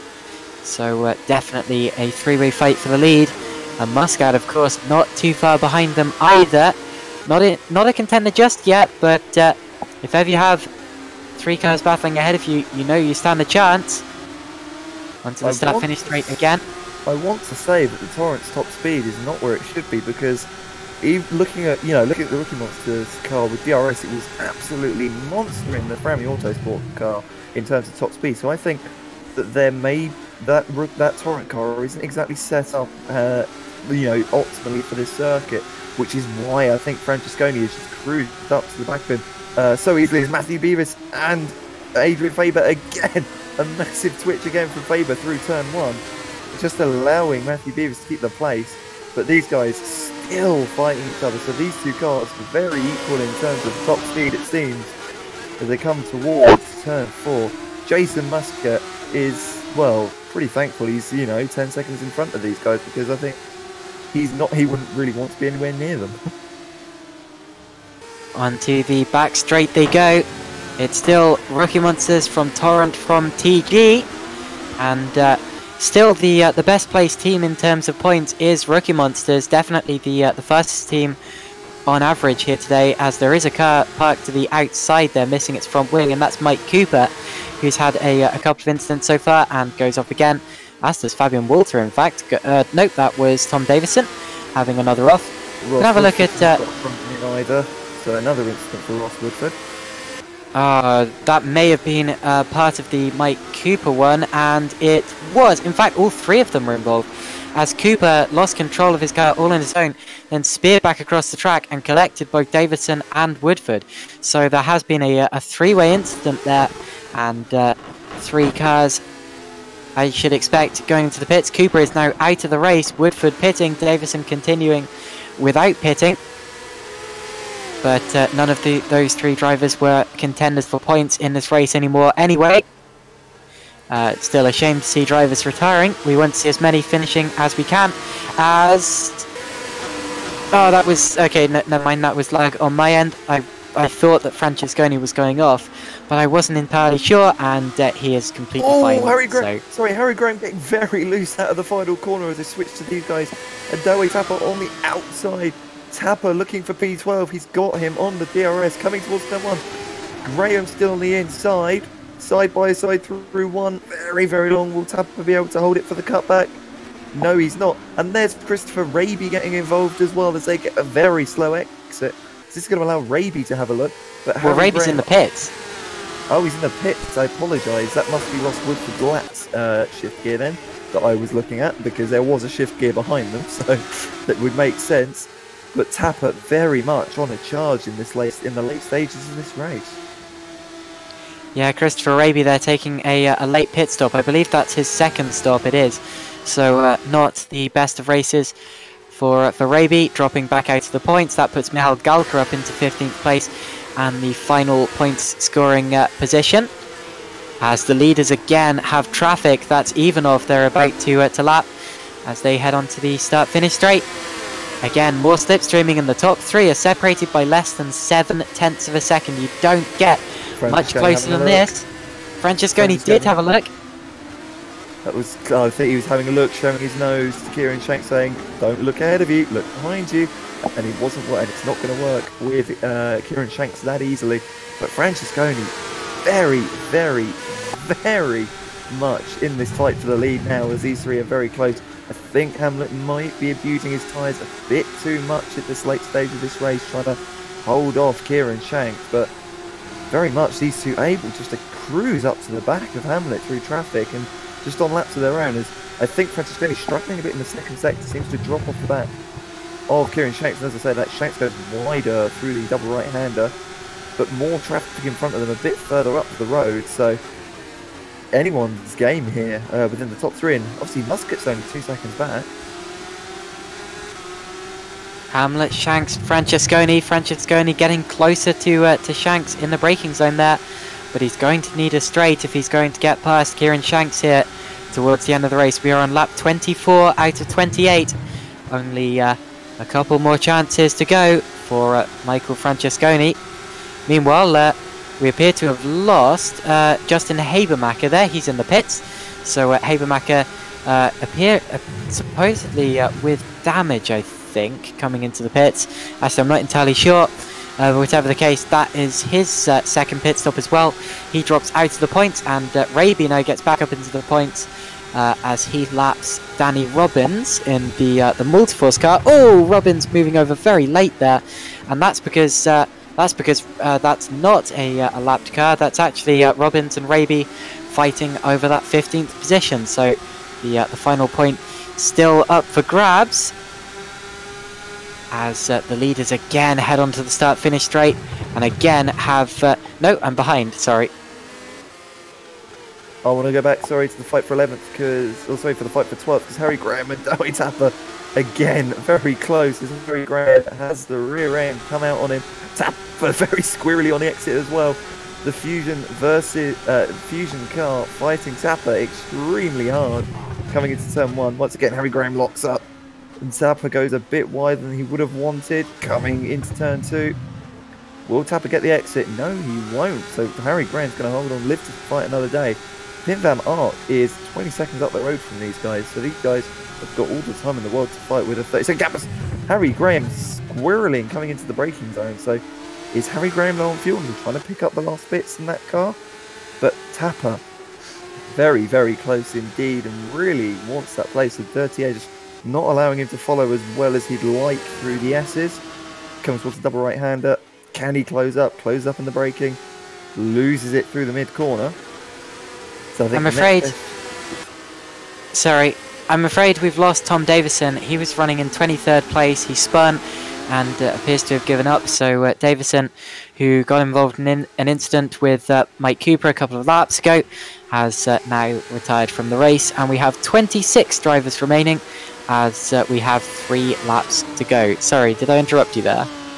No, it was fine. I was only talking about those two being pretty close on track, as they're coming onto the back straight now, so maybe Dowie Tapper can make something of this DRS back straight. He's got the overspeed on Harry Graham. He's going to look to the inside. Is he going to dive on the inside? No, he's not. He's going to look for that switchback or look for that DRS on board as he comes down the start-finish straight. DRS wide open on the back of the Zederic. Harry Graham goes defensive on the inside. Tapper goes aggressive on the outside. Oh, there's contact. Contact. Tapper's going to really lose the rear end. Harry Graham's going to hold the inside, but Tapper's going to be on the outside. This is going to also be the inside for turn 3 if he holds it. No, it's not. But he's going to be slipstreaming very close. Going to have to go the long way round, says Harry Graham. But he's going to try and dive it to the inside. He's going to throw the dummy. Harry Graham to the inside. Can Tapper make it work? Oh, no, he can't with the rear end sliding out like that. Meanwhile, Beavis and Faber have been fighting over 5th position. Faber's had a couple of swipes at Beavis, but none have been quite successful. And alongside that, Pim van Ark has passed Sven de Vries for 10th place. So a couple of big changes on that lap, and a couple of very near changes. Faber going for Beavis again, as he looks to the outside, and they're actually banging wheels, rubbing wheels along the proper back straight here. And there's side by side for the lead. Ben Hamlet to the inside, Shanks to the outside. They've got James Clay just ahead of them there, as we're also side by side for 5th place. But for now, yeah, Shanks had a real attempt at Hamlet. That was about the closest that he's been so far. Beaver holds the inside of P5 as well into turn 1. As we can switch back to them, as Faber's going to try it running outside. He's got better speed through turn 1. Is he going to be able to hold it? No, he's not. So that's going to stop that fight for now. I think Lorenzo Ticutis has gotten past Craig Patterson. Yes, he has. Lewis McGlade is in that fight for P7 as well. Remember, these guys are fighting for that reverse grid. There is a potential for the reverse grid pole in this race. These guys guaranteed a better finish than when it started. The Beavis is past Faber again. So Faber must have managed to get away into turn 3 and Beavis get him on the exit.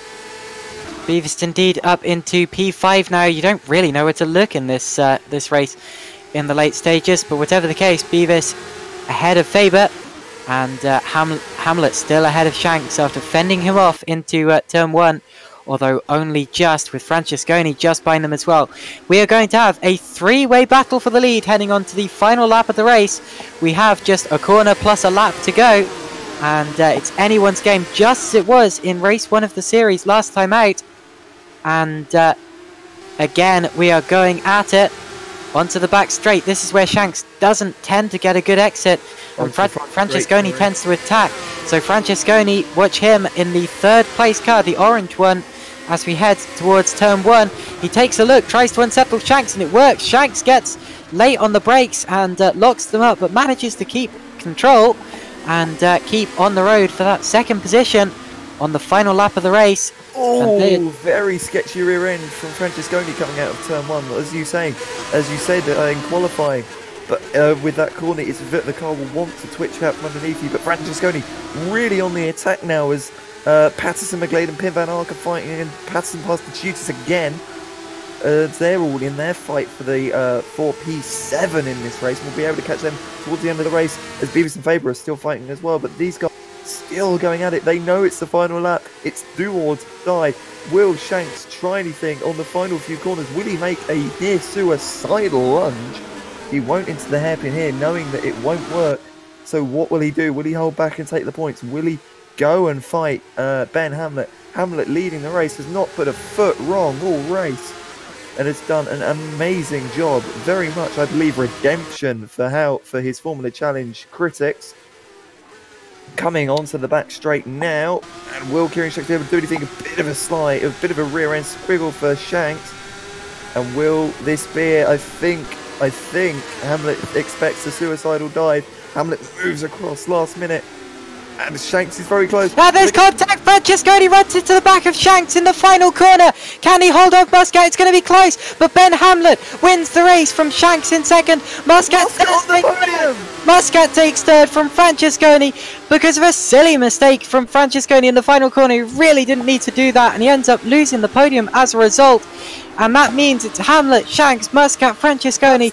Matthew Beavis is going to recover to side to the final corner. Sorry, Caitlin. But then coming through the final corner, it's going to be side by side. There's Will banging. It's going to be a drag race to the start-finish line. Who's going to take it? The Tutus will take P7 by 1/100th of a second. By 8,000ths of a second, more like. But whatever the case, it was Beavis 5th, followed by Faber, De Tutis, Patterson, McGlade, then De Vries, Van Ark. Dowie Tapper crossing the line in 12th position. Harry Graham well, he's coasting. Has he run out of fuel? No, he had a mistake. He lost the rear end coming out the final corner. The tyre's absolutely dead. So okay. P13. Well, Graham holds P13, and it's going to be Mehal Galka who finishes in P14. He's are you sure? Just because about, it is Raby. Yeah, just about holding off Chris Raby there. Chris Raby finishing in 15th place, the final points paying position. But what a final corner we had there. It was just a silly mistake, an embarrassing mistake from Michael Francesconi. He really didn't need to do that. He wasn't going to gain third place, whatever happened. It was quite obvious at that point in time, and the best he could hope for was to get a switch back on the exit. But whatever the case, just ran into the back of Shanks' car, slid to the inside, and Jason Muscat was able to dive through into third place, and he would have felt that Christmas had come early for him there. And finishing just outside of the points were Sebastian Kosmala, then Cesar Ferreira, Carvalho, Habermacher, Robbins, Clay, Walter, Ivanov, Geese, Woodford and Vella. And then not finishing the race were Davison, Cooper and Saunders. So still one race to go, but yeah, what a lead battle. It was 3 for the win on the final lap here at the Sepang International Circuit. And Ben Hamlet has come out victorious by less than half a second from Kieran Shanks. Alex, you don't get much closer than that. To that, and holy heck, was that definitely burnt my voice out. But that was absolutely astonishing race, astonishing final lap. Kudos to all the top three, including Francesconi, even though he did make a mistake. It happens, it's racing. Desperation sometimes sets in and mistakes can happen, but absolutely amazing final laps. And especially De Tutis holding P7 off by what was 8,000ths of a second, as you said. But I think we might need a bit of a break there, Caitlin. So is it okay if we have a break? Yeah, please do. Wow. So we will be back for the secondary warm-up session of the day here in the GPVWC Supercup series. We're just going to take a quick break, grab yourselves a drink, get some food if you need it. Make sure that you are still tuned to this channel. We've got an amazing second race coming up, the sprint race, the 18-lap event. Oh boy, is that going to be fun. We'll see you after this very short break.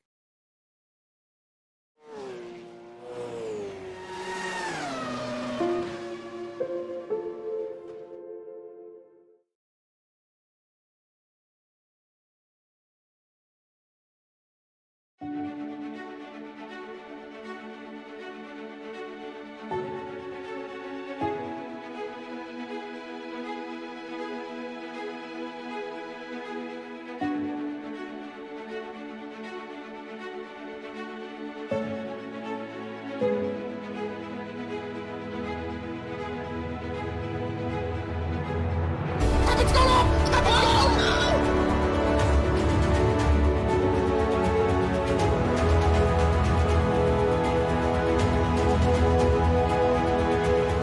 Cannonball rolling! Who's completing it? He's gonna get It's Jumbo! He's gonna pass them both on the wet part of the racetrack.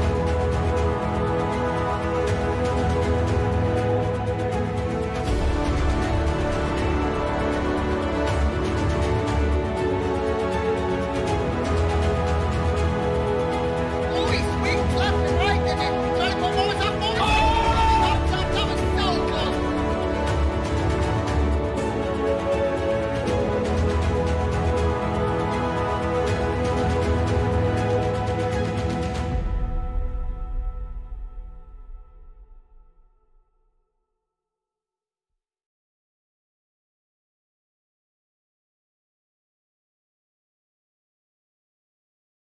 Well, oh well, what an amazing start to Malaysia. Welcome back. I am Alex Skinner, here as your commentator and cameraman for the GPVWC Supercup series here at Malaysia, joined by Caitlin Penny, who will return in just a moment. But we're here in the second warm-up session of the day, and what a race. What an opening race that we got to see. Absolutely outstanding driving by absolutely everyone in the field. A short little, just switching to the warm-up, but a short little warm-up session we will have now, just for the drivers to get the lighter fuel loads adapted. But what a talking point. Race 1. Ben Hamlet not putting a foot wrong at all, in my opinion. But the fights we saw up and down the field, I can definitely say that it's one that we can definitely all be very, very impressed by. Only 21 cars on the server currently, so a few drivers are not here at the moment. But I hope you guys have been enjoying the racing so far. As we said, another race to go. Waiting for the reverse grid number. Always a reverse grid for the second race of the day here in the Super Cup series. So anyone inside the top 15 has a chance of being in a reverse grid draw. So if you're 10th, you have an automatic chance of starting higher or starting equal or higher than your finishing position in race 1. So just got to wait for race director Chris Williamson to draw that random grid number when everyone's back in the server, and we'll be underway. I hope everyone has got their drinks. Hope everyone's ready and fighting fit for the second race of the day. Just having a look at some of the drivers there on their well, I say acclimatization laps on their short fuel runs. But talking point, Jason Muscat. We got to focus on Jason Muscat here, because Jason Muscat P3 that race. Because of Francesconi's having an issue and losing the rear and coming out the final corner, Muscat able to pounce and take P3. I think Jason might still be a bit shocked after that. We'll see in the interviews after race 2, and hopefully we can have a chat with him, because that'll be absolutely impressive and amazing to have a chat with him. But but Kieran Shanks really trying hard to get Ben Hamlet. Just as I was saying, though, I want to have a talk about this. The way that these cars have been set up for this round, and the way that some of the drivers, the way the DRS is working, it seems that the Torrent isn't set up as it should be. It seems that they haven't got the downforce on that car They're not gaining it through the corners, and they're not gaining it on the straights. I think they've got a bit too much downforce on that car, and the DRS isn't being as effective as it could be. That's why we saw Matthew Beavis being able just to breeze past Adrian Faber in a straight line. But it seemed weird to me because it was late in the race that issue was happening for the Torrent, for the Torrent of Kieran Shanks, whereas he was having it really nice and easily through the first stint of the race. So we'll see what happens. Hopefully Caitlin can return shortly, but she is just taking a little break. She just needs to, get a drink and keep her voice lubricated because, believe me, that was a very, very long race. But just looking through the order, currently Ben Hamlet in the garage at the moment, not choosing to take part in this session currently. Same with Stefan Gies. But looking at Roman Imanov at the moment on circuit, just want to catch someone who is coming out of the pit lane because here we go. We'll have a look on board of Crystal Raby. But turn one, very much an interesting corner, as we said earlier on the broadcast. But here it's that bump coming through the mid of turn two that really unsettles the car, and that's what unsettled Francesconi earlier on. As I believe that is the sound of my colleague Caitlin Penny returning. Nope, it is the sound of... I don't know. I was trying to make a joke, but it didn't come to me. Apologies. But whatever the case, it is... it's me. And we are just waiting for the start of the second race here at the Sepang International Circuit. It's a shorter race, this one. It's much shorter than the first race, to the extent where we shouldn't be needing a pit stop. I shouldn't imagine. They can make a pit stop, and we have seen it working for drivers in the past, but I'm not sure if we're going to need to. It's definitely not mandatory, as it is in race one. And of course, we do have a reverse grid as well. The reverse grid number has been drawn. It's 6, meaning Adrian Faber is on pole position. But of course, 6 is the minimum number that could have been drawn, meaning only the top 6 drivers from race 1 are going to start in the opposite order in race 2. And the grid should look more or less as it did in at the end of race 2, meaning we're going to have Faber on pole, followed by Beavis in second. And I tell you what, Beavis on the front row of the grid is going to be quite formidable, I should imagine, considering... Sorry, I was going to say, has that changed since last year? Because I believe it was top 10 minimum last year. That was... You're thinking of Formula Challenge. Okay. I thought I remember Supercup being top 10 again last year. No, sorry. So, we're going to have Adrian Faber on the front row alongside Matthew Beavis, and then Francesconi third, another driver to absolutely look out for. Francesconi and Beavis had a lot of potential and threw it away with mistakes. Jason Muscat picked up the pieces for a podium in third position. He will be starting fourth for race 2. Then it's going to be Kieran Shanks and Ben Hamlet, the top 2 from race 1. Starting alongside each other on the grid in race 2, and luckily the I don't know where I was going with that. Sorry, but whatever the case, the drivers behind them from 7th and back are going to be starting in the same order that they finished at the end of the race. I'll run you through the full order when we head onto the formation lap for the second race. But yeah, Alex, what a race we just saw. Is your voice okay for race 2 here? Yeah, it should be fine. I've got plenty of drink with me. I just plenty of water just to make sure that my voice is perfectly lubricated. I was sort of struggling through the mid part of the race, so my voice was very much going, just with everything going on. You as the cameraman as well, you catch absolutely everything that goes on. Directing all the action there, so. Your voice will always naturally go a bit, and I've got to save it for tomorrow as well. So, I've got to make sure everything's working. Very Hopefully good. Your voice is all right as well. Yeah, I'm kind of feeling a bit weird, but whatever the case, the checkered flag has come out on the warm-up session. We're moving to the race in just a couple of seconds, and then we will be away on the formation lap.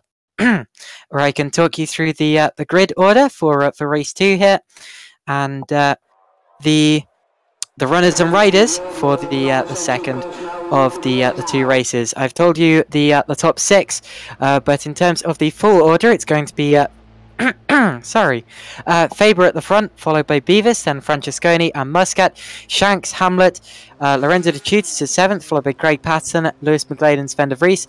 Then it's Van Ark, Tapper, Graham, Galka, Raby, Kosmala, Ferreira, Carvalho, Habermacher, Robbins, Clay, Walter, Ivanov, Geese, Woodford, Vella, Davison, Cooper and Saunders. So 29 drivers started race 1, 29 drivers are lined up to race to start race 2, and that is the order that they will line up in. I would have to say, of the drivers at the start, definitely look out for Matthew Beavis. He was obviously the quickest driver, or one of the quickest drivers at the start of race 1, and now he has a clear road ahead of him, well, as he starts alongside Adrian Faber. So if he can get a good enough start and get alongside Faber at the start, I can imagine that this is a very good opportunity for Matthew Beavis to have a shot at the race 2 victory, which would of course give Rookie Monsters 2 out of 2 victories here today, which would be quite something. It wouldn't be the 1-2-1-2 that they would have dreamed of at one point in race 1, but still it would be quite impressive. Although definitely don't count out those other drivers. Anyone in the top 6 could win this. Faber from the start, he showed potential, and if he can get a good start, definitely Faber could hold on to it. Michael Francesconi, we know how quick he is. He is, of course, a Super League race winner and a real contender, as is Jason Muscat, who is also a Super League race winner. Then we have Kieran Shanks and Ben Hamlet, who were fighting for the win in race 1 throughout the entire thing. To be honest, it was a race-long battle for the lead, and those two definitely can't be counted out for this second race. I can imagine it's going to be one of the drivers in the top 6, but we've seen surprises in race 2 in Supercup before, so don't count out any of the big names. And there are drivers behind who are hungry to get involved, such as the Tutis, Patterson and McGlade. Here we go, Alex. Half a lap to go. Who are you looking forward to seeing in this race 2? Well, I definitely can see Beavis taking this. If he can get a good start into turn 1, I think Matt can take this quite happily and, just pull away while Francesconi has to fight with Adrian Faber. Because early on in the race, Matthew Beavis was pretty good, with keeping his car intact, keeping his tyres alive, keeping the pressure on. Obviously, I can see Lewis McGlade moving up the order as well, but I really can't count out Hamlet, Shanks, Muscat, because those guys are very, very quick indeed. So out to the final corner, the drivers will be warming up their tyres and lining up on the start-finish straight. You see them going 3 wide behind there, just preparing for the start. Faber lines up in his grid box and angles his car across there to defend at the start from Beavis, who angles his car straight ahead, points it at turn 1, and prepares for the lights to come on. The drivers behind just lining up as well. James Saunders will be starting from the pit lane, so we will have 28 on the grid, and Mike Cooper now takes his place, meaning all drivers are there, and we wait for the lights. We're going to have 5 red lights, just as we did in race 1, and when they are extinguished, we'll be underway for race 2, and off we go. Adrian Faber gets a good start. Francesconi's come together with Beavis off the line, so contact behind, and they both managed to get through okay. There's a car flying in the background, and somehow that appears to be Francesconi now dropping back. Hamlet coming up the inside. Who's going to lead through? Well, Beavis has vanished, and there's contact. There's contact between the Rookie Monsters as he's suddenly appeared again, and there's carnage in the mid-pack, and that appears to have been caused by a technical issue. Who's that upside down? Is that Ben Hamlet? It's Lewis. It is Ben Hamlet. Oh no, that's a big shame for Ben Hamlet there. And he is going to be a long way down in the order after his race 1 victory, and many more damaged cars there. That all appeared to be started by a technical issue, but whatever the case, Faber leads from De Vries, Muscat, the Tutis, Van Ark and Tapper, and then there's a massive gap back to 7th position. That's where the cutoff is between drivers held up by the incident and drivers not held up by the incident. It wasn't a technical issue, Caitlin. It wasn't a technical issue. Really? Beavis sort of lagged or not teleported back, but Ben Hamlet then came across the front of Francesconi, then spun into Beavis, who then the whole entire chaos started. So the rookie monsters cars and Francesconi all came together, and that's all she wrote. So Adrian Faber now leads from Sven de Vries and Jason Muscat. Oh, sorry, I take that back, from Jason Muscat, then Sven de Vries. Yeah, looking back at the footage of the incident, it was definitely no one's fault. I can tell that Hamlet didn't intend to come across. He was actually kicked into a spin by Beavis lagging back, so that was no one's fault there. And it was just a huge shame that so many cars got involved at such a high level. Beavis, or Hamlet rather, coming into the pits, so obviously he had damage. And at this point in the race, it's just a case of to be or not to be for Hamlet, whether he continues in the race. Get it? But whatever the case, making a pit stop, and he looks as if he's going to continue in the race. Many cars in the pits. Tom Davison without a front wing, Christopher Raby in the pits, Harry Graham, Lewis McGlade, Michal Galka, Mike Cooper, Stefan Gies, Dean Vella is out, Ross Woodford is out, Danny Robbins is out. So we've had a lot of drivers getting caught out at the start, and it's always a horrible sight to see when we have a very messy start to any race. It's happened at Sepang before, actually. I commentated on a different race. Meanwhile, the cutest on the inside of Sven de Vries. What a move! He's going to have to hold it, and he's going to hold it. Amazing move by the TCS off driver into third. Really, really good there from the cutest. I was commentating on another race a while ago here at the Sepang circuit where every single driver was involved in an accident on the first lap. That one, of course, not with GPVWC, but it can definitely happen here, especially with how tight the first couple of corners are. I'm afraid Harry Graham becomes our latest retirement, meaning we only have 25 drivers remaining in this race from the 29 starters already. But yeah, great move from the cutest to go up into that third position immediately, and now he's going to possibly set about catching and passing Jason Muscat for that second position. I told you he'd be one of the drivers hungry for results. Now look at Douwe Tapper making it 3 wide with Van Ark and well, actually de Vries was slightly ahead, so it's not 3 wide, but Tapper definitely up the inside of Van Ark and making it stick there on the exit. So Tapper through into 5th position, Van Ark down into 6th place, and they're chasing down Sven de Vries in 4th, who in turn is racing the Tutis in 3rd place. So that's how the order is after the second lap of the race, and it's definitely not how I expected the order to look. I should also update you on the fact that Matthew Beavis did, although he was involved in the opening instance, he did manage to continue with minimal damage, and he is still running in 9th position, so good for him, but still losing a lot of time, and I can imagine he's going to be very disappointed with that one. I'd also like to say, Caitlin, you are very sad with that Hamlet joke. very completely chaotic start.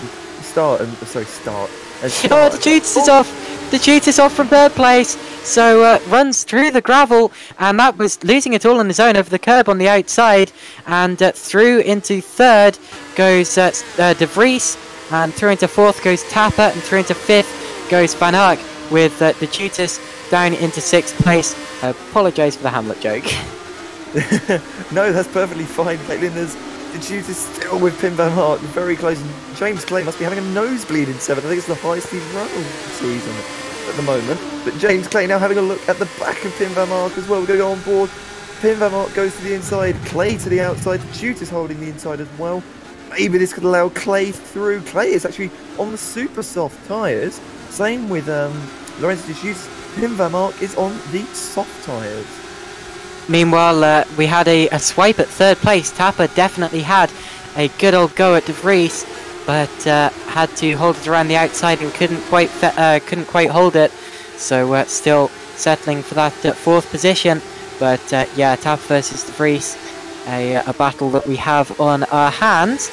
Another driver involved in the opening instance who's still running is Kieran Shanks. He's in 10th position, just behind Matthew Beavis actually. So those two have stayed together, but a long way back, as I think we had a change of order Clay's there. got Pim Van Ark, who's now under pressure from Sousa Ferreira. So Pim Sousa Van Ark, Ferreira. Sousa Ferreira, sorry. Yeah, Bruno Sousa Yeah. pretty quiet race 1 for him actually, and he's now in the thick of it in race 2. He started 17th, so he's made up 9 positions in the opening stages with all of those incidents. He must have avoided that instant, like, God, amazing. Yeah. For him, it must have been like the scene out of Cars 1 at the start. He was just avoiding cars left, right, centre, jumping over everything and coming out with nothing.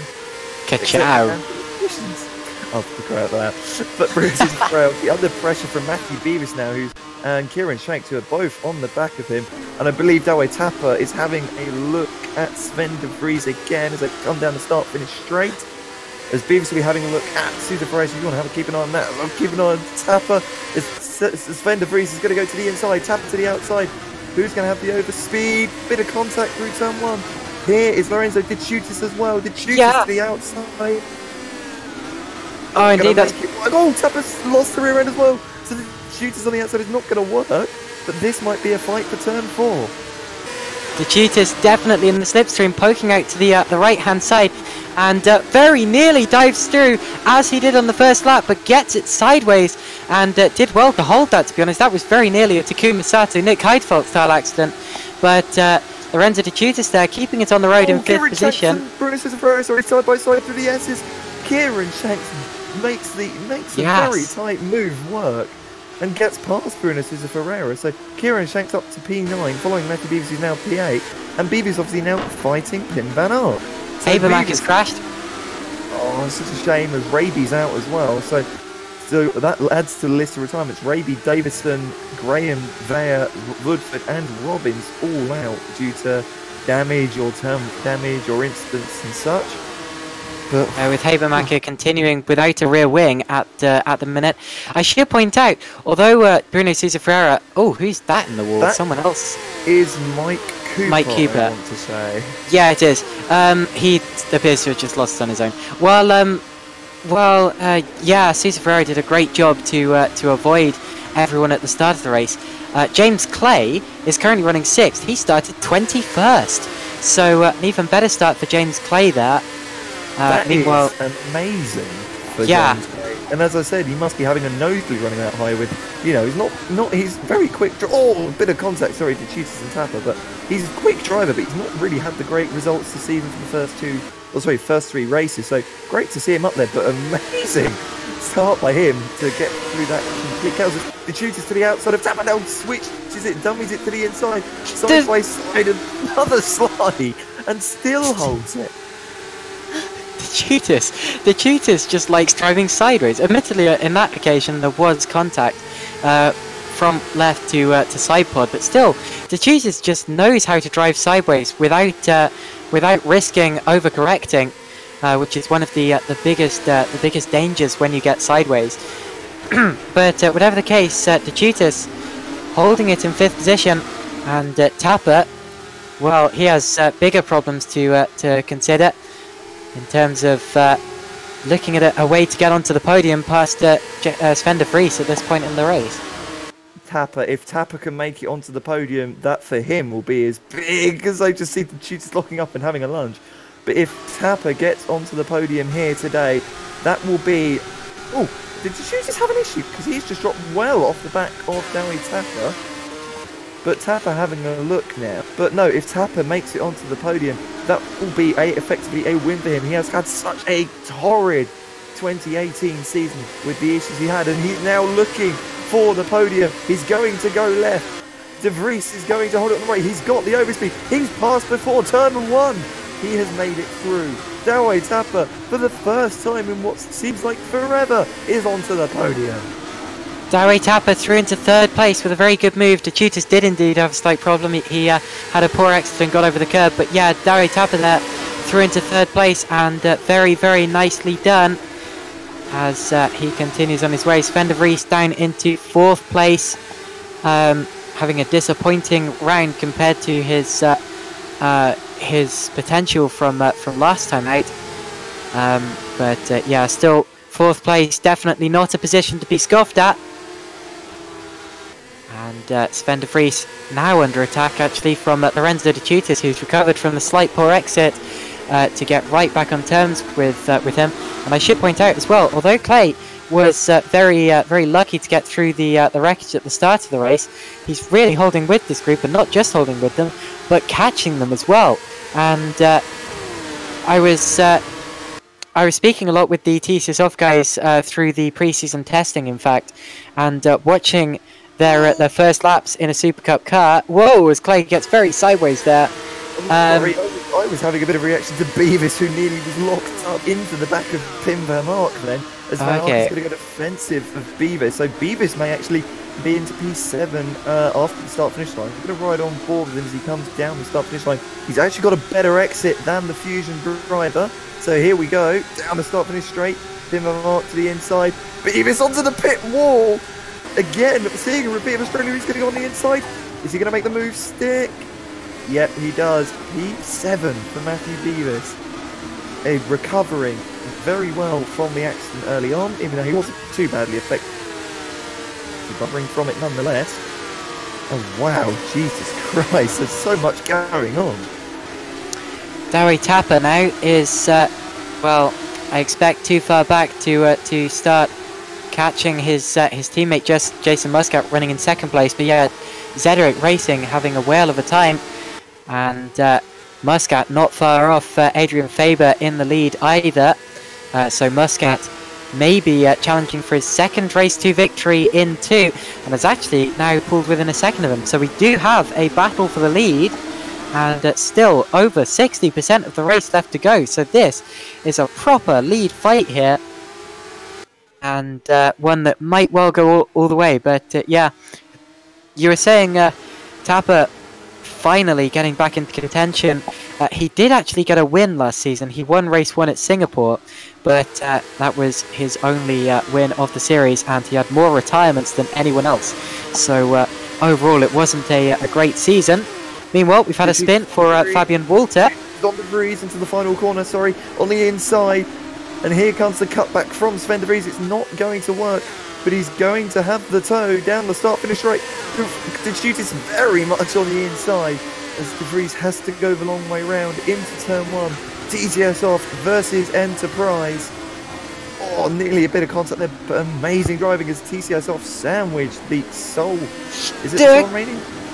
Clay touched him. Yeah, Clay touched him in the rear there and got a little bit squirrely on the exit. Managed to hold it, but yeah, a little bit messy there. Up the hill, and Sven de Vries in the Enterprise Pulsars car is not the only remaining Enterprise Pulsars car. The other one being James Saunders, running in 11th position despite starting from the pit lane.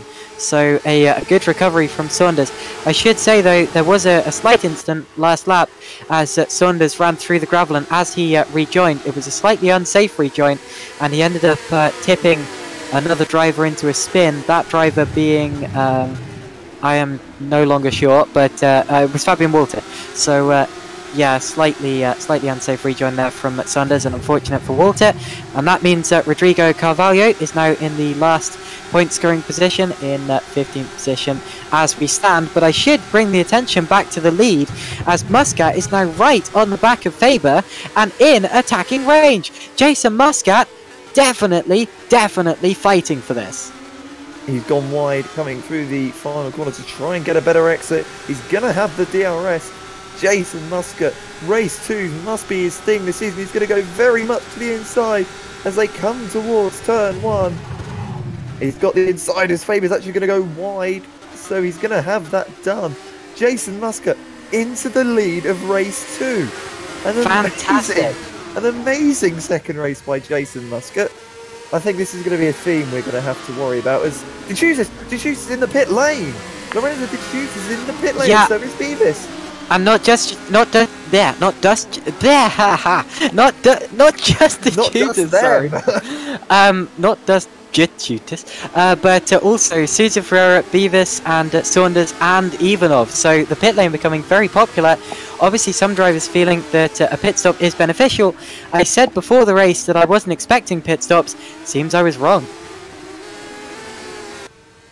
Yeah, definitely. Those guys must so maybe they just unfilled the car. I'm not sure. It's very rare, but there's lots of cars coming in the pit lane, or a lot of cars coming in pits, that came in. So I'm sort of relatively confused about this, as James Clay is actually catching up to the back of Sven de Vries slowly. I don't think it's underfueling. I think that's the genuine strategy here today, and we have seen that in the past. We've seen pit stop strategies being used in Supercup races before, and I've seen many a Supercup race where it's in the end it's come down to strategy, and it's been some drivers who have managed to hold on to their tyres and go the full race without pitting have won, but only just over drivers who have pitted for new tyres.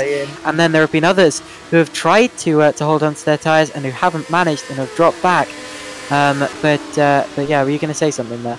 Yeah, I said, sorry, James Clay comes into the pit lane from P6, oh sorry, P5 on the road, as I think Kieran Shanks has gotten past Pim van Ark. So Kieran Shanks has gotten past Pim van Ark up to 5th now. Through he goes, so Shanks up into 5th place ahead of Van Ark. And yeah, he said Clay is in the pits. I'll keep my eyes open, see if anyone else is coming in towards the end of this lap. But anyway, more changes in the order. I think I just saw a change, and actually Matthew Beavis there is fighting with Bruno Sousa Ferreira over 14th and 15th positions, with Beavis just holding that for now. It's been a dodgy race for Beavis, but he pitted last time around, and Sousa Ferreira of course also pitted on that lap. Now I was pretty sure that Sousa Ferreira is behind Beavis, so maybe he got back ahead of him again in all of that. But anyway, still those two continue to fight. I'm interested though in Kieran Shanks, because he's just got past Pim van Ark, and his next target, Sven de Vries, is being reeled in. He's already making inroads, and I can see it visually. So Shanks, who's proven already to be one of the fastest, if not the fastest drivers in terms of race pace here today, is proving that again, as I'm afraid we've lost our race 1 winner, Ben Hamlet. He's retired from the race. I suppose the answer was not to be.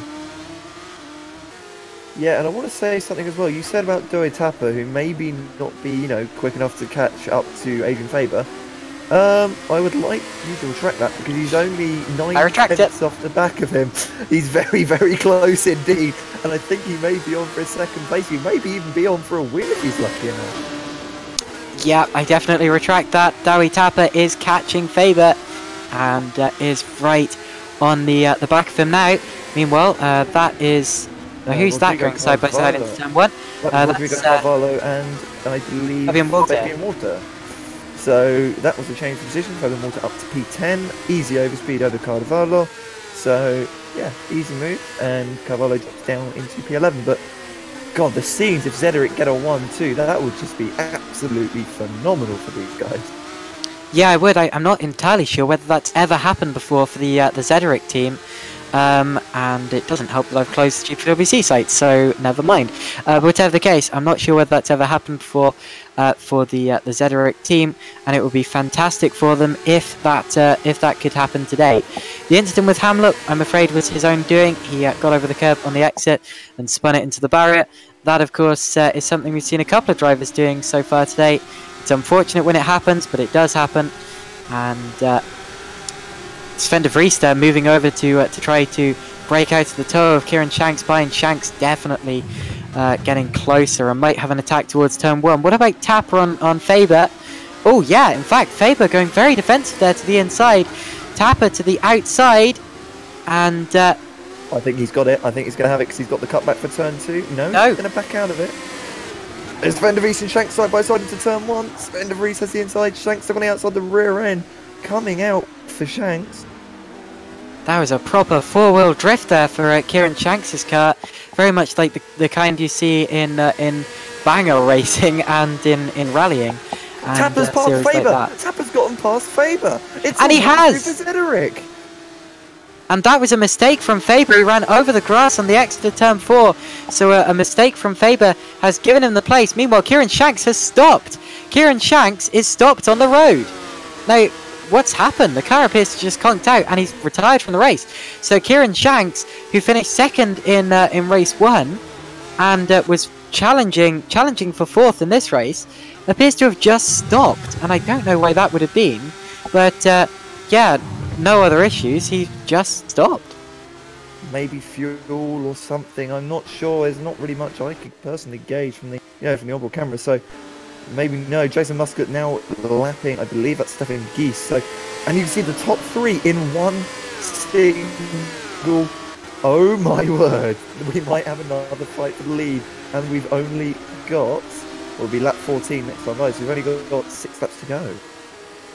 This is brilliant. Supercup absolutely delivering here today, as it very nearly always does, and yeah, some fantastic racing. Shame about the incident on the first lap. That was pretty much the only dark spot on what has otherwise been a very exciting and very close day of racing, with Muscat leading by 1.5, nearly 1.6 seconds over his teammate.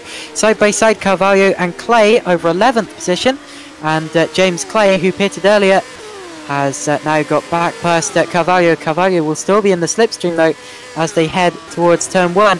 Takes another look to the inside.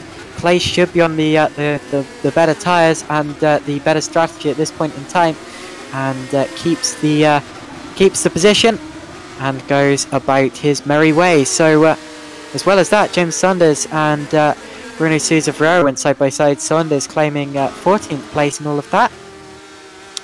And just a couple of strategic positions being sorted out there further down in the points paying positions.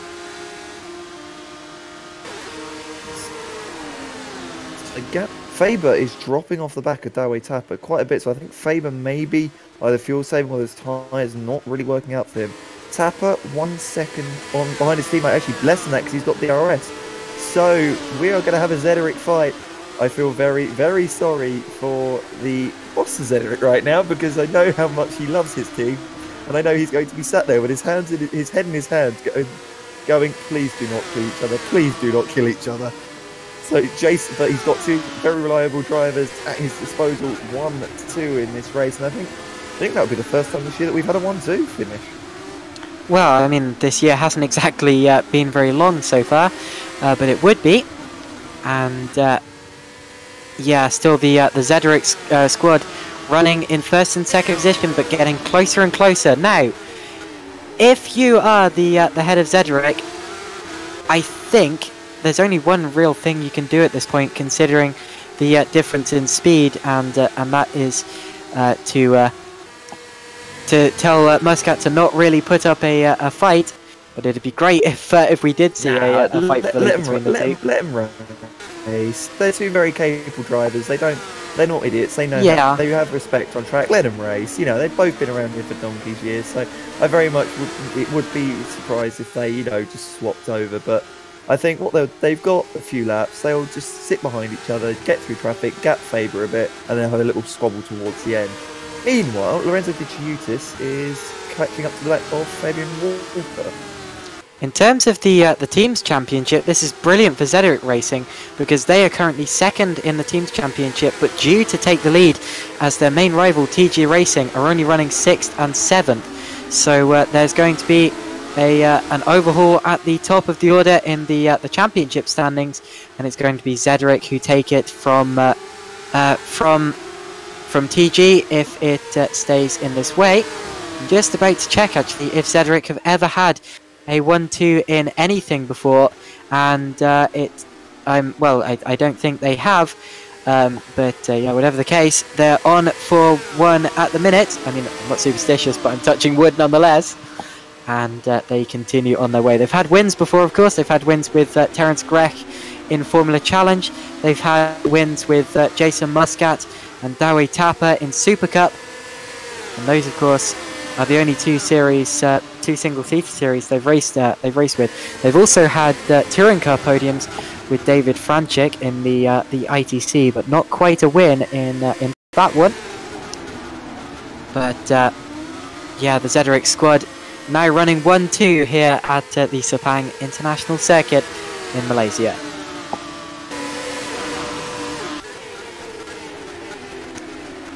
Oh, Mike Bell updates us that James Saunders has a disqualification for not serving a pit speeding penalty, and I can only assume that he didn't see it, because if you have a pit speeding penalty, well, you have to serve it, and everyone knows that. It'd be silly if you didn't, and whatever the case, that means that Saunders is out of this race, and very much so. It's an unusual DNF to see someone being disqualified during a race, actually, and a very embarrassing one.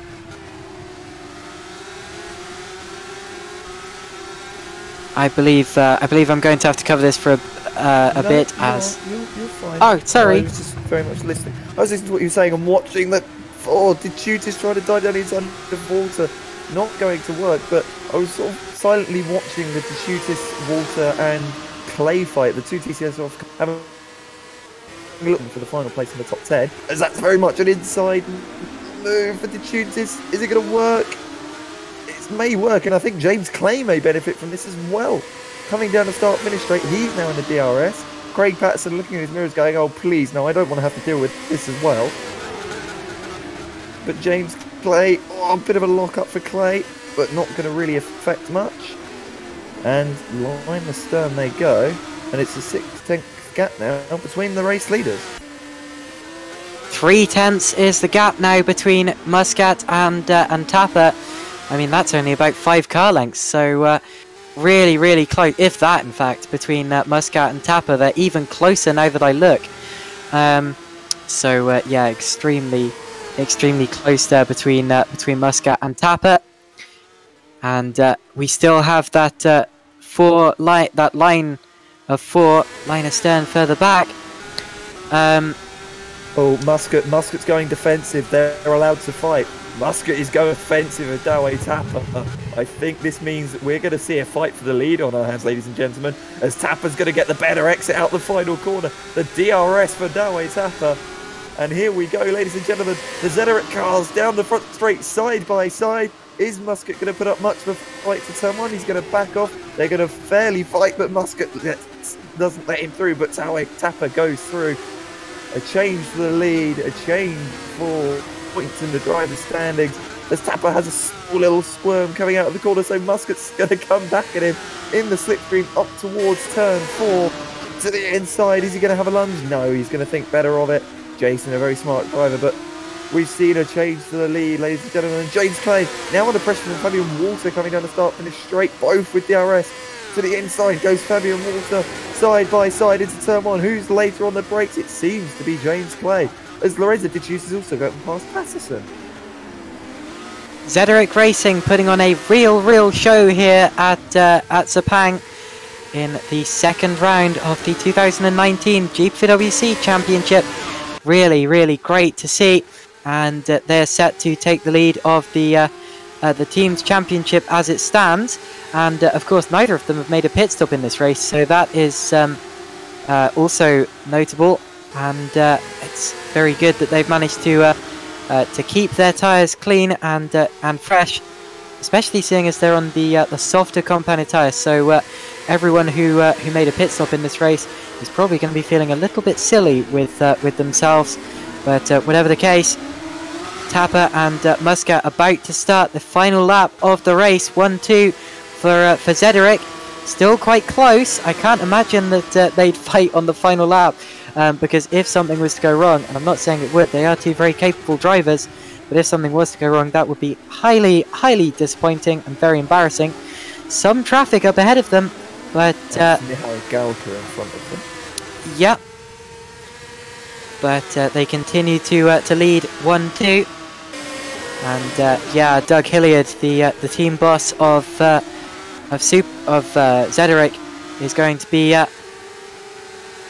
filled with glee about this one, as James Clay and Craig Patterson go side by side over the start-finish line, fighting for 9th position there on the final lap, with Patterson trying to hold it on the inside but locking up a wheel, and James Clay going back through. He's one of the drivers who did make a pit stop, and to be honest could have had a much better result if he hadn't done. And actually, this isn't just going to be a win for Zederek, this is going to be a decimation, as they're going to win this race by over 10 seconds from Adrian Faber in 3rd position. And Faber, of course, he didn't make a pit stop either, but just didn't have the pace of the Zederick cars, and has just been dropping back ever since they passed him, not that long ago actually. I'm estimating there's about a 1.5 per lap second difference at this point in time. Just one corner to go now for Dawei Tapper at the head of the field. Final corner now, and as we exit the hairpin, it's going to be Dawei Tapper who just about takes the win here at the Sepang International Circuit, and it's a 1-2 for Zederick, who stream across the line as we go side by side. Sven de Vries and Faber have crashed.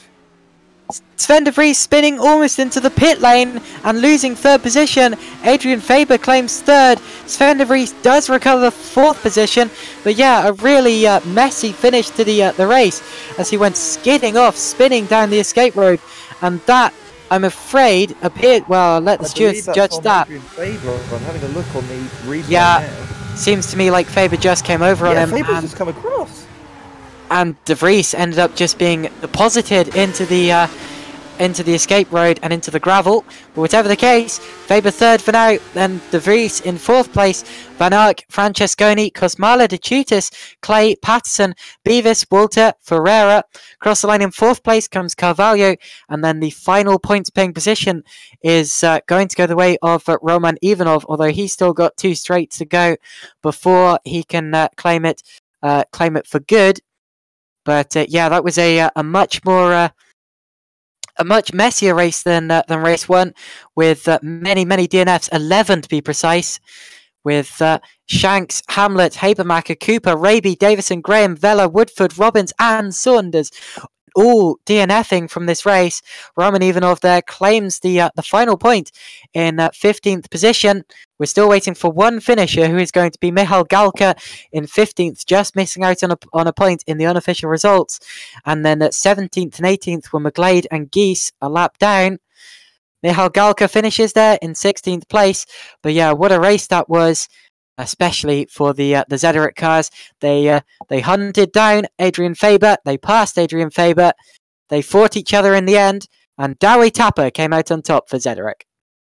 Yeah, and we are going to have him in with us. He's going to pop up and say hi to us, so that's going to be great to actually finally have a chat with Dawei Tapper. I'm assuming Jason Muscat will come and join us as well, so we can have both the Zederick guys in here at the same time. Obviously, you were driving. Come and have a chat with us. We'd love to, we'd love to have a chat and love to see how your race went. And what a race, Caitlin. What a race. What a race that was. Dawei Tapper there, winning from Jason Muscat and Adrian Faber. Although I can't imagine Adrian Faber is going to be Sven de Vries' favourite person at this point in time. Tapper there parks it in his garage and celebrates his victory here in the GPVWC Supercup, his first of the season.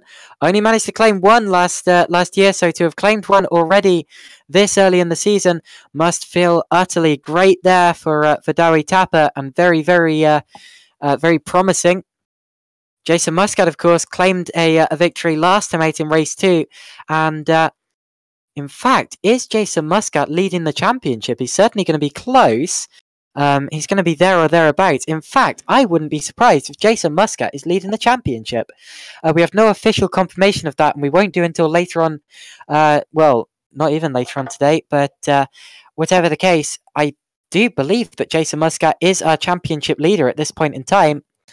And I can't update you on the rest of the championship order just yet, but I know that it's close up front. And yeah, what a fight we've just seen. Francesconi had a bit of a disappointing race 2 there, only managing to recover to 6th after getting caught up in the incident at the start of the race. And he will be hoping to come back stronger next time out in 2 weeks' time. But yeah, for now, it's been a fantastic performance from our race 2 winner, Dawei Tapper, who we will now bring into the commentary booth for our first interview of the day. Dawei, what was I saying there? Dawei, how are you?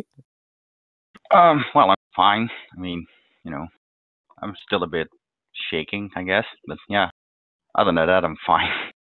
Yeah, I can imagine. It was a very, very tense race too, and I think Alex wanted to say something there, so I'll hand over to Alex. No, I was gonna say you will be shaky. You don't just go from being where you started on the grid, which wasn't exactly very high up, to then suddenly flying up through the field, coming up to find your teammate about 2 seconds ahead of you to catch up, overtake on the penultimate lap, and then go forward and win the race. I think that is absolutely outstanding race now, and I think that very much can sum up your pace this year when you aren't having issues like you had last year.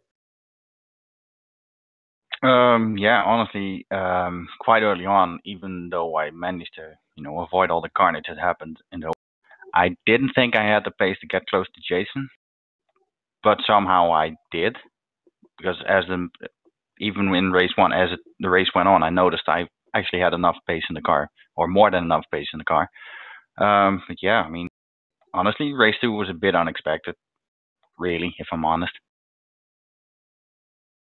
I can imagine race two being extremely unexpected. You had sort of a bit of a chaotic and then silent race one, and honestly, I think that probably fired you up more for race two. And as I said to you, before the whole of the events today, I said, keep yourself out of trouble, keep yourself clean, and keep yourself consistent, and you will reap the rewards. And I think I was right.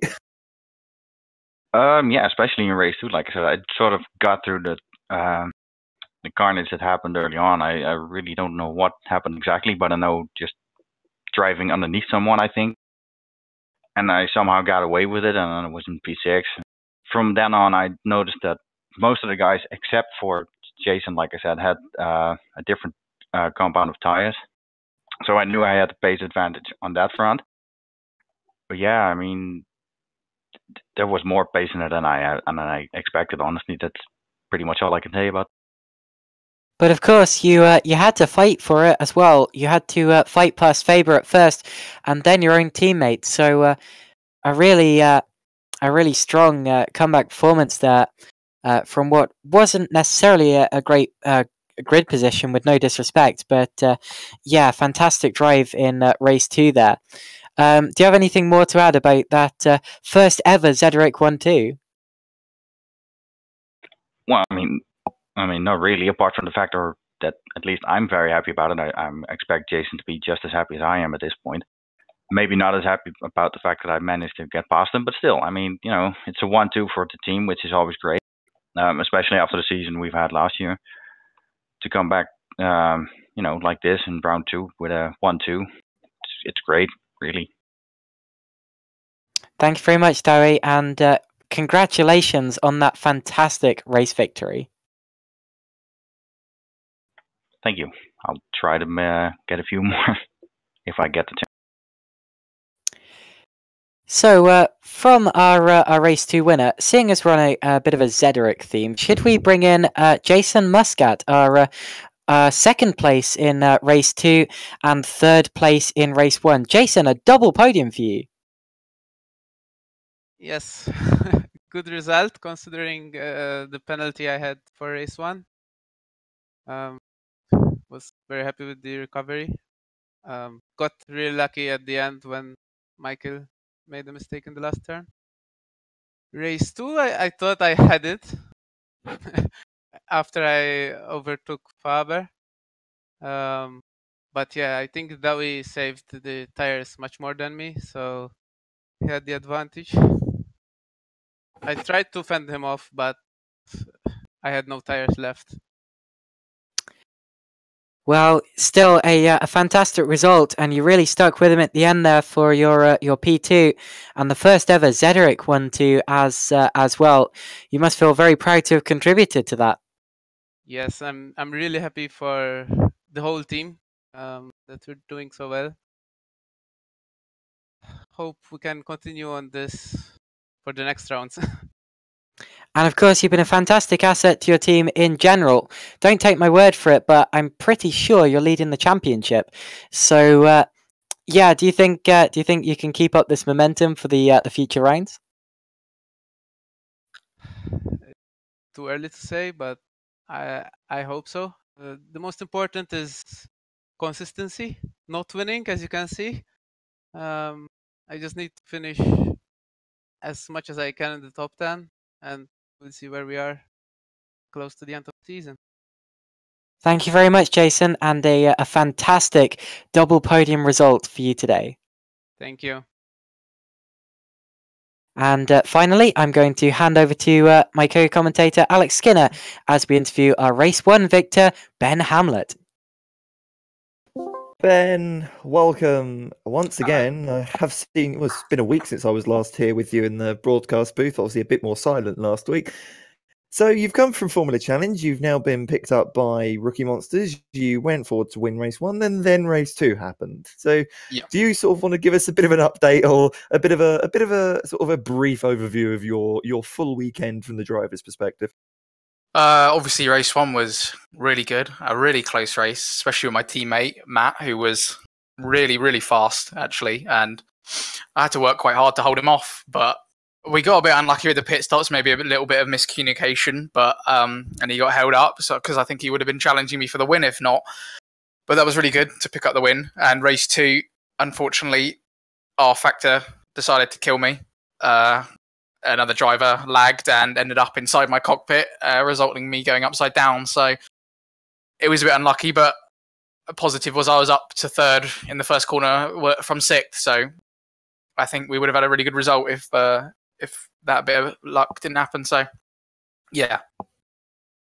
Yeah, definitely, and obviously the miscommunication. I was about to ask you about the miscommunication in race 2, because I was like, well, surely they would be talking to each other and discussing about when they would come into the pit lane, because it's very rare that numbers 1 and 3 would sort of, pit at the exact same time when they're within about 2 seconds of each other, because a Supercup pit stop, especially with fuel, takes about 3 or 4 seconds. So it was sort of a bit surprising to not at least see one of you maybe drop back in the pit cycle, or drop back in the pit lane to sort of allow for that double stack to happen.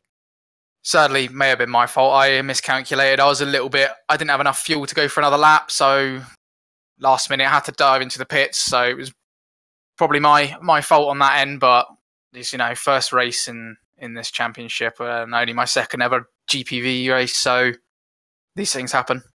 Yeah, definitely, and obviously I think you've definitely silenced a few critics from Formula Challenge last week who were very critical of your driving, obviously, as we've seen. So I think you can definitely hold your head high from how well you drove this week especially. And is this a permanent drive you've got with Rookie Monsters now? Because we know you. Oh, so okay, so we'll be seeing you for the rest of the Super Cup season then. Yeah, hopefully, yeah. That's great to hear, and obviously you can say you started your Super Cup season off with a win in race 1, and then race 2 with what could have been, and obviously we're off to, I believe it's Bahrain next. So have you ever driven that track? How do you sort of feel going into such a new track? Oh, good. I only tested this car for the first time last week after Rookie Monsters gave me the opportunity to do this race, and I really like the car, took to it quickly, and Bahrain is another track I really like, another fairly flowing track, and I've done a lot of laps around there in the past, so I'm pretty confident. That's great to hear, and obviously Ben, it's great to see you up the front. It's great to see you fighting with these guys, and hopefully at Bahrain we can see the same clean, amazing and phenomenal racing that we saw today. It's been a pleasure having you with us. Thank you. So, Caitlin, where do we go from here? We go to Bahrain in 2 weeks' time. So, 2 weeks until Bahrain. We've got the Super League Lights race tomorrow with James Kirk, and I'm believing it's myself on commentary. I will double check that. And then Super League on Thursday. Now, there's 2 big events to look forward to here, especially with how this track works. Yeah, very much. Definitely don't miss the Super League Lights tomorrow. Of course, last time out we had the very first Super League Lights race. It was very, very exciting. I watched none of it, but I heard it was exciting, and I will hopefully be watching tomorrow as well. And then, of course, we have Super League on Thursday, as my friend Alex has already mentioned. And yeah, definitely join us in 2 weeks' time for the Bahrain round of the Super Cup Championship, where we will see the drivers we saw today battling it out again in a different setting, but same cars, same time, and same ferocious action. Definitely don't miss it. See you then.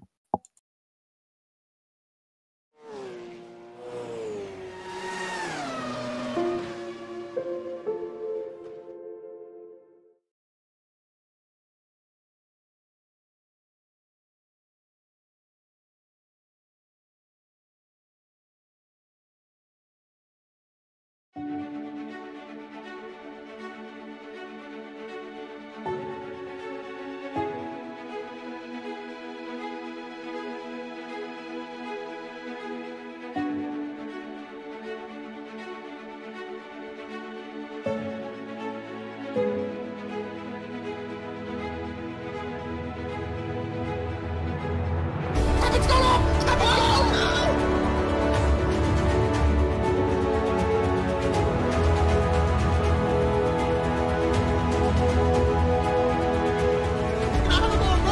Who's completing her? He's going to oh, Stupid! He's going to pass them both on the wet part of the racetrack.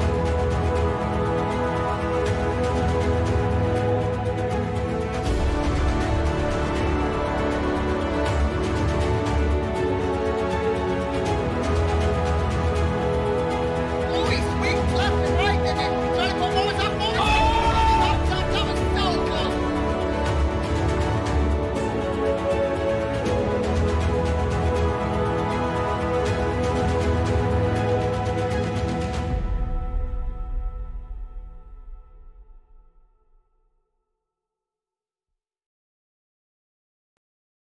To keep up to date with the latest GPVWC videos, click on the subscribe button, or check out more of our exciting sim racing action by choosing a video.